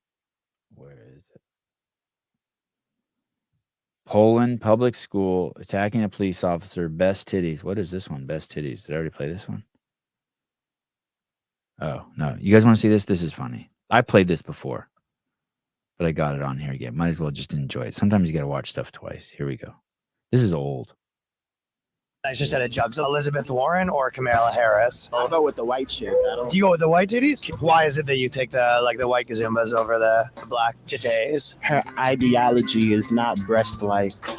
I actually thought I entered a time warp and went back 100 years because I could not believe somebody was asking this question. What question? Yeah, you said who's got the nicer titties, Elizabeth Warren or Kamala Harris? What did you think on the answer to that question? I don't have an answer to that question. You had to pick between the 2 sets of gazumbas. By the question. I know that mental illness can come in pairs. Of titties or Phenomena what were you saying about a pair? like that. You guys are paired together in this absurd.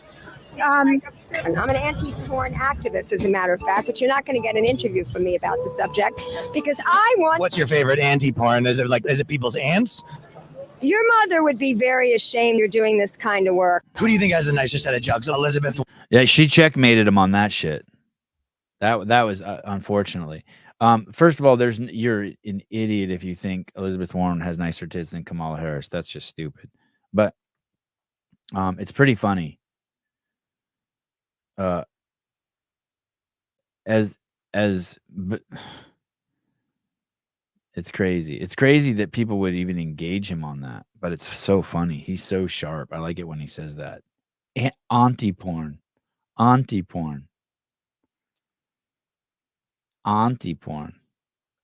What's your favorite auntie porn? It's good. Good stuff. Like, I gotta do some of these. I need to go, but I gotta get. My list is too big. Let's do some of these. Ready? You guys want to do some? Here we go. What happens when men play football against women? We all know that there are significant differences between men and women. Who would you pick, Sevi? I would bang Kamala. I would bang Kamala Harris if I wasn't married. Like, I have no. Elizabeth Warren does not do anything for me, but Kamala, she's crazy.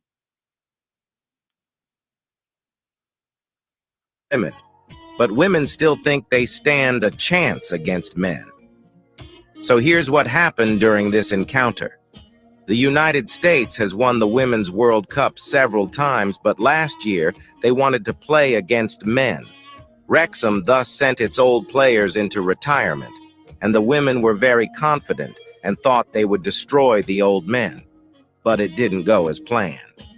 The match ended with a score of 12-0 for Wrexham's retired players. During a training session of the Crystal Palace women's team, some male players were watching the match and decided to join them and play a bit for fun. The women didn't appreciate it. Zaha and Balazi played alone against 8 women and demolished them. Zaha even nutmegged a girl, dribbled past the goalkeeper, and scored. Here's what happened. He nutmegged a girl? What the hell? Is that Urban Dictionary? He nutmegged a girl? Anyway, first of all, there's no girls who think that they're better than dudes. That's just stupid. That's just ridiculous. Here's a good one. This is great. This is so good. Here we go. Study finds most parents okay with government brainwashing their children if it means free babysitting. Let that sink in for a second. For those of you who don't believe in religion, yet you send your kids to school, you need to rethink what the definition of religion. Study finds most parents okay with government brainwashing. Study finds that most parents okay with government brainwashing their children if it means free babysitting. Hey, parents, would you send your child to our religious institution that's completely against your own beliefs and ideals for 40 hours a week for 13 years, as long as you get to see them on weekends? What if we called it school? School is totally free. It's wild.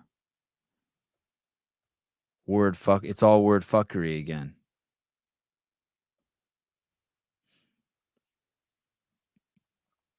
That's the Babylon Bee, you tard. Oh, I'm sorry. I thought it was the New York Times. You mental midget.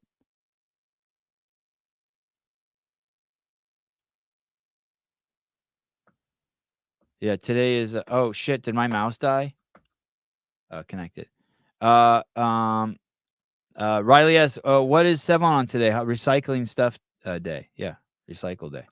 This is recycling day. This is visiting my libtard roots. I just recycling stuff. I should title this show Recycling. Just recycling stuff. Look at this. Look at these. These are speaking of mental midgets. Look at this. UCLA protesters are using cut up garbage cans as shields. This is ridiculous.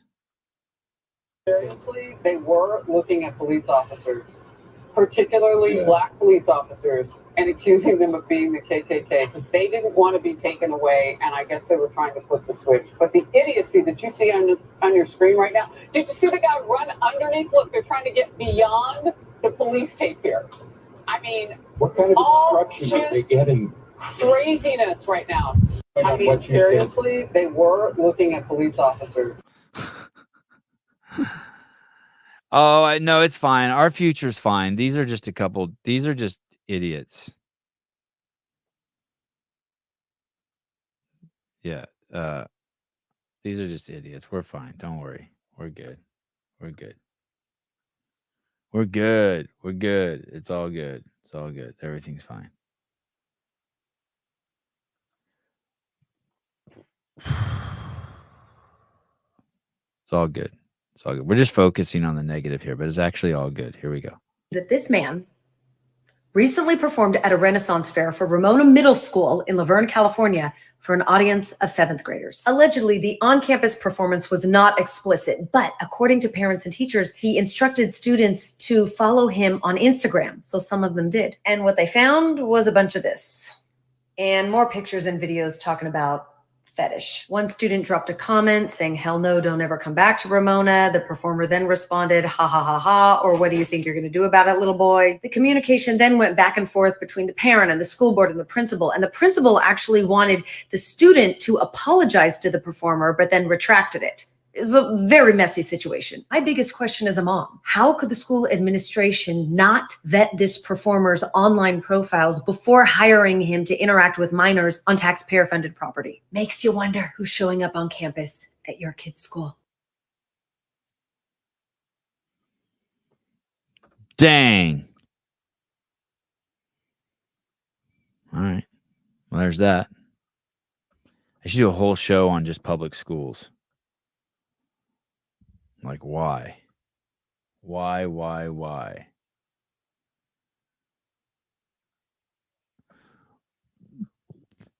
Here, this one's recycled too, but this one's recycled, but it's got a little different twist on it. Here we go. Players wants the same rev split that the men get. What's the headline? It says, "We're not asking to get paid what the men get paid. We're asking to get paid the same percentage of revenue shared." Okay, which seems fair. We did a little bit of research on this. There's 12 players on a team. There's 12 total teams, so 144 total players. Mm-hmm. The WNBA league loses $12 million a year. Mm-hmm. So if you divide 12 million by the 144 players, each player owes $83,000. Thanks for playing. So if you guys want the same rev share, you're going to have to write a check for pretty much all the money you made and all your endorsements and everything. You guys owe NBA players. So I get what he's saying, but I think he did profit, not rev.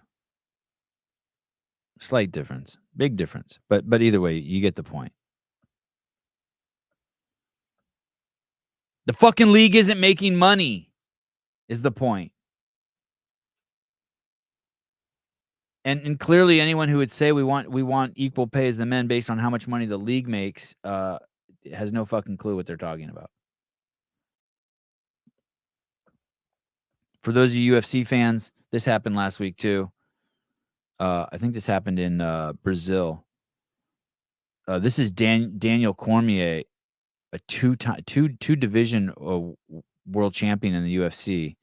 Teaches wrestling just down the street from me in Hollister, I think, or Gilroy. But here he is with the current getting picked up and thrown down on his side by the current champ, Alex Pahea. Dude! It's crazy. If you're a fight fan, it's just nuts seeing these two wrestle in the hallway. What the hell? Hey, stop this guy. Hey, someone please. Someone please. Security. I'm coming. Security. Ah, how much do I show? That black guy was the light heavyweight champion and the heavyweight champ. Hey. Nuts. I'm old guy now. Nuts. Hey. What's up?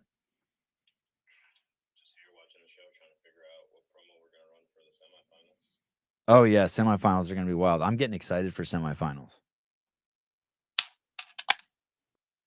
You mean like a Paper Street Coffee promo? Yeah. But before that, what do you think? Alex Pereira versus John Jones. Whoa, my God. I need to see them standing next to each other. I have a feeling John Jones dwarfs him. I don't think John Jones looked great in his last fight either. Or he looked flat-footed or something. I mean, he won easy, but he just didn't look like himself. I don't know. I think Jones kills him. I don't think Alex Pahea has a strong chin. I mean, just because Izzy caught him when he cut 30 pounds, I mean, I'm not sure about that. Yeah, that's a good point. I just feel like he fights with his head up and that chin's just exposed. I mean, he's a kickboxer, right? So like that's his background. So Yeah. he's just getting a little bit more reps, right? When he And- gets those reps in, he'll maybe adjust. And what's he gonna? Is he gonna be able to stand up if John Jones gets on top of him? Did you watch the main event last week? Pantoja and Urseg. It was a good fight. I get why Pantoja won, but Ursig for being a 10, like for being ranked number 10, that was a really good performance in my opinion. Dude, Urseg he's a problem, dude. He's It was he's what, his special. fourth fight? Yeah, fourth UFC fight. He's special, man. Did you see Pantoja couldn't hold him down? That dude could just basically stand up when he wants to. He was just bigger. It doesn't make sense, but yeah, he looked bigger. Pantoja looked smaller, quote unquote. Just in there. It was weird. But again, it's experience, right? Yeah. Yeah. I think Pantoja knew also, like, holy shit, this guy's a beast. And it's also like optically, right? How did Pantoja look after that fight? Like Yeah. both eyes were bloody, just completely a mess, and the other kid Ursig was just gassed because he never fought 5 rounds. A 6th round and Ursig wins for sure. I don't know, man. I mean, look how dumb he was being, going for the takedown instead of just like, all right, cool, we're both standing up. I'm controlling you, I'm dominating you on the stand up, and still went for takedowns. I know. And then got completely destroyed. So I don't know. I don't know. think he got completely destroyed. I don't think Pantoja. I don't know. He did okay. He didn't get destroyed, but what happened was Pantoja just kind of controlled him, right? Yeah. And that's why he got those rounds. Yeah, if he would have stood, do you think if he would have stood up, he'd have won the fight? If he wouldn't have gone for the takedown? I think he would have won the rounds and made it a little bit more compelling, because there was one card was what, 46, 40. I don't remember. But one was 29. It was 29, 28, 29, 28, 29, 26 or something. Yeah, that judge needs his ass beat. The one that did 29, 26. That's what I'm saying. Like, you have to just, and obviously you're in Brazil. It's not like you're going to get favorable judges. Right. Good point. So, but I liked your packing enough video. UFC talk. I mean, I liked your packing video. What packing video? Were you packing the box? Oh, that came out. Oh, nice. Yeah. Cool. Thank you. Yeah. We're doing things like that to some customers. We're gonna and people that subscribe and get coffee, every month or every 2 weeks. We're gonna start throwing in some fun things before they come out. Yeah, that's awesome. So a bunch of customers, like 2 weeks before the Dylan came out, Ariel Owens coffee, they got that as like a sneak peek. Hey, let me ask you this. How come when I drink your coffee, it doesn't make me pee, but when I drink shit coffee, it makes me pee? What do they put in their coffee? No, it's not like what they put in their coffee. It's just how it's roasted. And also you have to understand that, if you're drinking coffee, it's basically blocking that like fight or flight, like natural rhythm that your body has. So you're in this like you drink coffee and you're ready to go. So that's your body just like shutting everything down. And once it starts kind of like getting back to like almost homeostasis, your body's like, oh shit, I retained all this water for my, quote unquote fight that I was going to have. And now it's like just releases everything. But when I used to always have to get up, like I used to have to end shows because I had to take a piss, or I used to have to take pee breaks. And now like I can do like 3-4 hour shows. And the only thing I can think of is I don't drink that coffee anymore. And it's just the quality of the coffee, the quality and all the, like, just the processes that it gets from being roasted all the way to your house. See how bad Starbucks is doing? No, you mean like the business? Yeah. Well, it's gone to shit. Oh, they took down the fucking pedophile flag at my Starbucks finally. I drove by the other day going to Home Depot. I'm like, oh shit, they finally took down the pedo flag. Well, it's about time, man. Last month they came out with earnings and it was just horrible. So things are looking good for our future here. Yeah. What do you think? So what do you think we should do for semifinals? I mean, I don't think anything's going to beat that 40% discount. Yeah, that's great. That was crazy. That was crazy. I don't know. Did you hear who's fulfilling those orders for North Star in the US or whatever that company is? The clothing one? Yep. No, who? Check your texts not from me, but from your other shirt guy. Oh, no shit. Mm-hmm. Oh, that's awesome. Oh, Yeah. yeah. I do see it. I do see it. Yep. Oh, That should be man. fun. Oh, man. What's the name of your podcast again? The Sevan podcast. I was just fucking with you. Oh, I know. Because you heard yesterday, an agent called, and then he's like, "Yeah, I can do this," and then he's like, "What's the name of your podcast again?" Shut the fuck up, dude. You fucking idiot. That's hilarious. I know, it's crazy. Did I ever tell you how that S1 guy who you guys were beefing with came to the booth in Wadapalooza? Oh, James and was asking for you. James Neely or Feely. It's a Ely. Yeah, him. He came to the booth in He just came up Wadapalooza? to and just asked if you or Matt were around. Listen, don't And talk in the back to... of my head. Yeah, sorry, go ahead. Well, dude, in the back of my head, I paid him. I paid for 2 of his athletes. They're no longer with us, but I'm like, okay, how about hey, Gabe, how are you? Nice meeting you, finally. Oh, that Thanks was the for first money. time you sponsored 2 of his athletes and he didn't even say hi to you or thank you, good to meet you. He went straight to the where's Sevan? Yeah, he was like, hey, Sevan, I'm Matt here. That's what I mean. They suck, dude. They're so bad, dude. The agents are so bad. Fuck, they're so bad.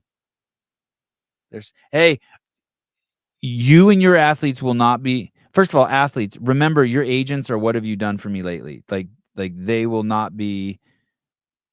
And that's not a bad thing about them, but they basically need to make money for people, so they're going to target the people who can make the most money. And fair enough. I don't blame them for that. I go after sponsors, but I don't have athletes anymore. I have content creators.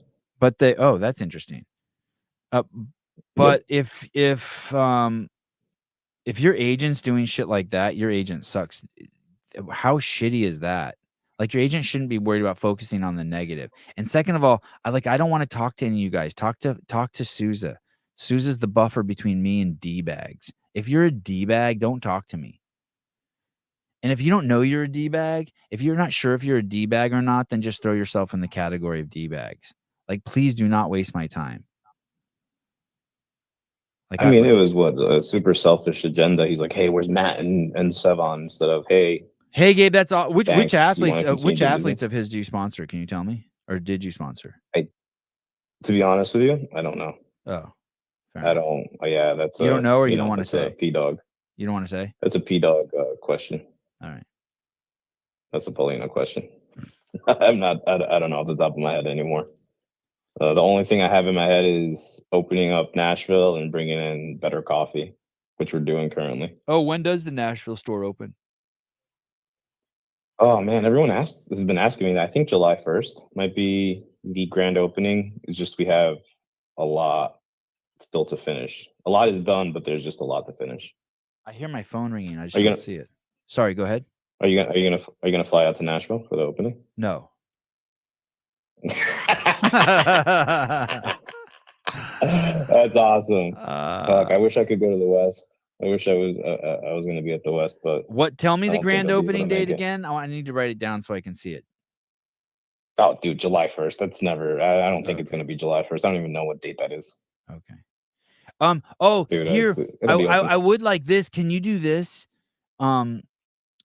Could we get some for semifinals in the West and the East? Will Brandstetter, JR, and Taylor are going to do shows. And I would like them on the shows to have white cups that have just the Paper Street logo on them big. Like stamped on there, like black. Like disposable cups. Yeah, like, give me the address. Okay. And that way every morning when they're up there and they're drinking their coffee or whatever they're drinking, or water or whatever, we can just pour it in a Paper Street coffee cups. Wouldn't that be cool? I like that, don't you? The amazing idea. Yeah, send me the address and you guys will get it. I have no issue doing that. And then if they're big cups, like maybe like 16-ounce cups, paper cups, then we don't have to worry about like taking back like these tumblers are dope, but they're like just good for like just being at home. But no one, like those guys we'll lose all that shit if we take it there. Yeah, you want to just throw it out when you're done with it. No, I got you. Yeah, I'll send it over. And Gabe, and we're gonna do a podcast. Sarah from CA Peptides rented us a big ass house, so we're gonna do a podcast from there, like just whenever all of us guys are in the house together. And it'd be cool to have cups there too. Hey, you want to, something I realized the other day, this is totally off subject, but people have asked like, how come there's no girls on the show, or how come there's no girls in your thread, or that stuff. And I never know, like, I don't know the answer to that. I don't know why there's not girls. But remember the other day when, on the Kill Taylor show, when Taylor took a picture of his butthole and sent it just to 2 random guys. Yeah, to Joey. Yeah, from New Jersey. Yeah. And like, we all thought it was funny, and the guys who got the picture thought it was funny. I just don't see girls Who fitting. complained about it? Yeah, like I just like imagine if like I don't know, like imagine if Bella Martin was in our group, right? And like would she be just sending pictures of her asshole to us? And like would she be like, you know what I mean? Like the shit we do is I like if another example would be like if like one of us sends a picture to the group and the person looks fat, we'll be like, damn dude, you put on 20 pounds or what? Like I just don't know if you can say that to a girl. I don't think you can. I don't think you should. Oh, it's because you're sexist. Yeah. I mean, yeah, I guess so. You know what I mean? Like I mean, you can't just be like, man, your tits look saggy in that photo. But we fucking, that's the way it is in the boys. I mean, like, just anytime anyone like goes after John Young, just imagine, can a girl take that? And just if they, I mean, I've made fun of Paulina a bunch of times. But damn, Paulina, you're blah blah blah blah blah blah blah. I know there's just different. There's just different levels to it. You know what I mean? Like just sending the picture of the Cheerio. It's just I think you're. Yeah, I mean, you wouldn't send that to a girl, right? Yeah, that goes unsaid. Or Taylor will post a picture of him like sitting on his couch naked with his dick tucked between his legs, and it's like, yeah, like if we had a girl on the thread, like next thing you know, we're like 3 years away from like someone like just suing us, and it's like, sorry, we're not doing that. We're just dudes, just doing dude shit. And so but we're not consciously keeping girls out. They just don't. They're not on that energy level, so they don't come in. Do you know what I mean? Like it's just like. I mean, you're setting your boundaries. You're being respectful, right? Because you know that, hey, if we add a girl here, we're not going to be able to do these things, and at the same time, you are being a man. You're making sure that, like, hey, I wouldn't want a woman seeing, even though this is funny to us, I wouldn't want a woman seeing this, and that's completely understandable. I don't even make it to that point, though. You're right, but I don't even make it to there. Because one can't even get to the spot where we can assess it. Do you know what I mean? Yes. Like I agree with what you're saying, but we don't even get to that. Why put yourself in that position? Yeah, like no one. Yeah, we haven't even gotten there because like no girl fits in with that frequency, to use a new age word. Like we just haven't. A girl hasn't like. I mean, there's people in the group. I can't even believe they're in the group. Like the other day, someone goes, how the fuck did Pedro get in the group? And I was like, how the fuck did Pedro get in the group? And someone's like, Mike Halpin invited him. And I'm like, but and the irony there is that Mike Halpin's not in the group. But there you go. You vetted the group, right? You kind of thinned the herd. So now you know that, through the course of having discourse and Mike Halpin left. Mike Halpin left on his own. He didn't. It's the same thing as he didn't like the pictures. Right? He didn't like the pictures of the buttholes. Exactly, it's the same thing as you kicking him out. You're being yourself, and then the people that are gravitating to you are gravitating to you for a reason. Right. Right. Walking goes sorta. Who am I to judge Taylor if he needs an outlet to show pictures of his Cheerio? Like whatever. Hey, and there's people in the group who don't want to see the Cheerio and they just skip by it.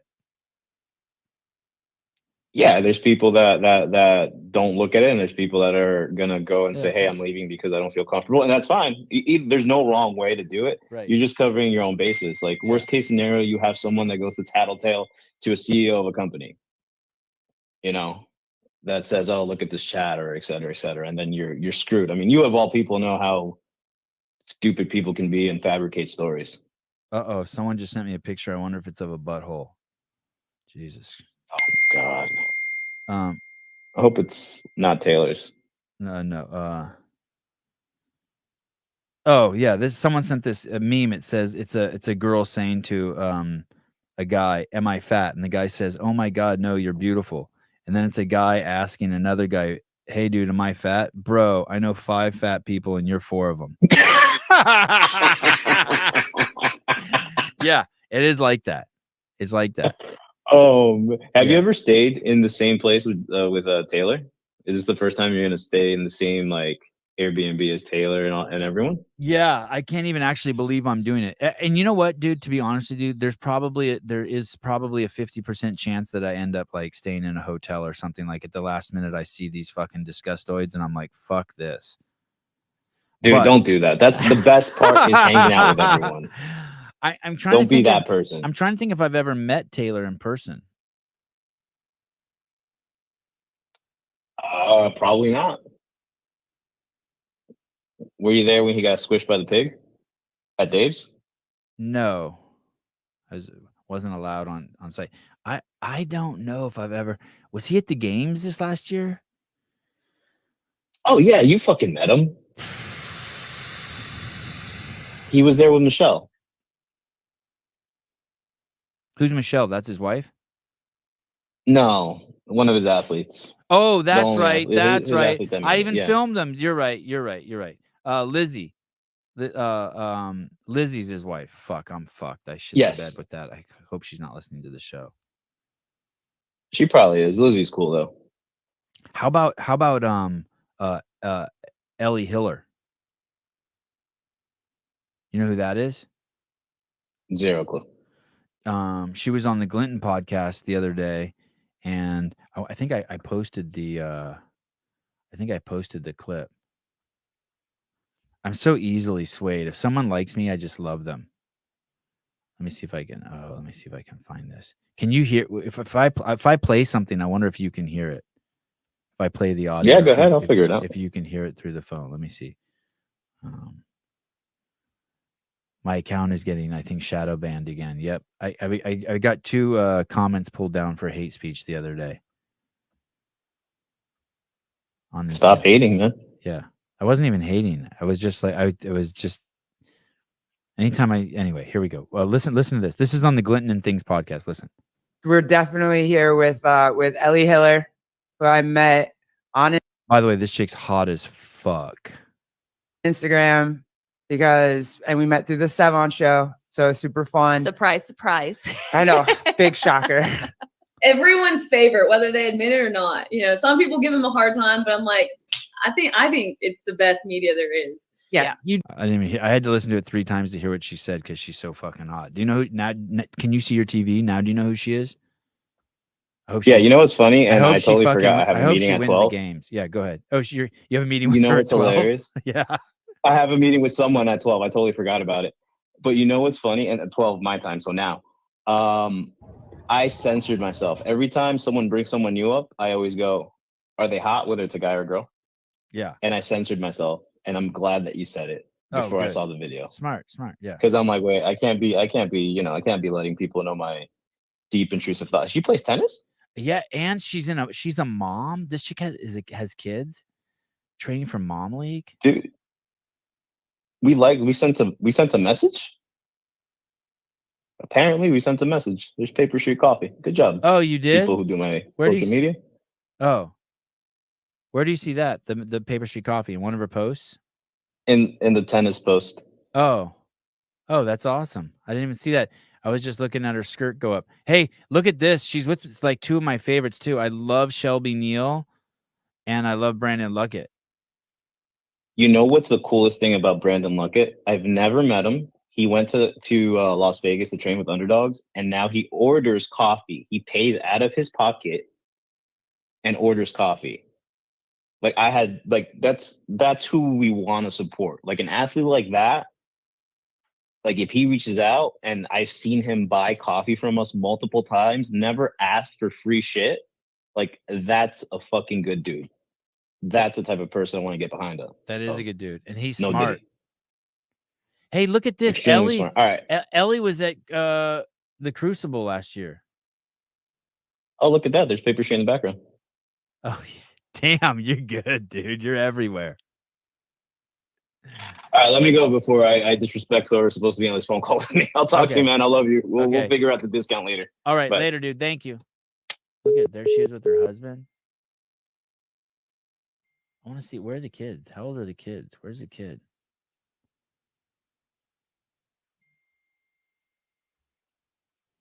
This chick's a mom. My God. Anyway.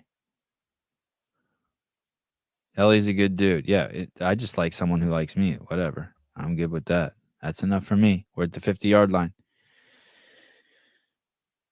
Yeah, Jessica Valenzuela. Sevi has a half chub hearing that. Yeah. Not going to lie. And I really like the fact that she's friends with Shelby Neal and Brandon Luggett. That's cool as shit. I want to get Shelby Neal on. God, I would be pumped if she could make it to the games. Oh, she's not a mom? Oh, what's the Moms League tennis thing then? She's gonna be a mom? When is Luckett coming on the show? I sent soon, I guess. Hopefully soon. I want to get him on. I sent a message to him and Souza on a thread. I'm trying to get Rich on for tomorrow. Anyway, I gotta go to breakfast.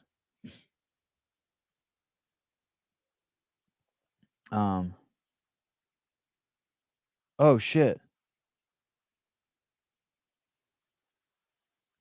Oh. Holy shit. You are not going to LA?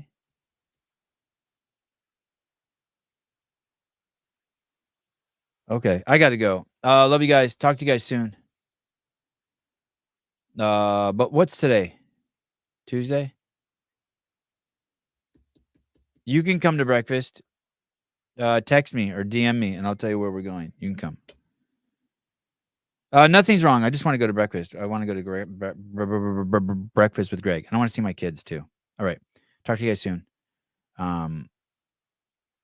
Sevan. Oh wait. Sevan. Who was that ridiculously hot 89-year-old woman that was on once? I don't remember.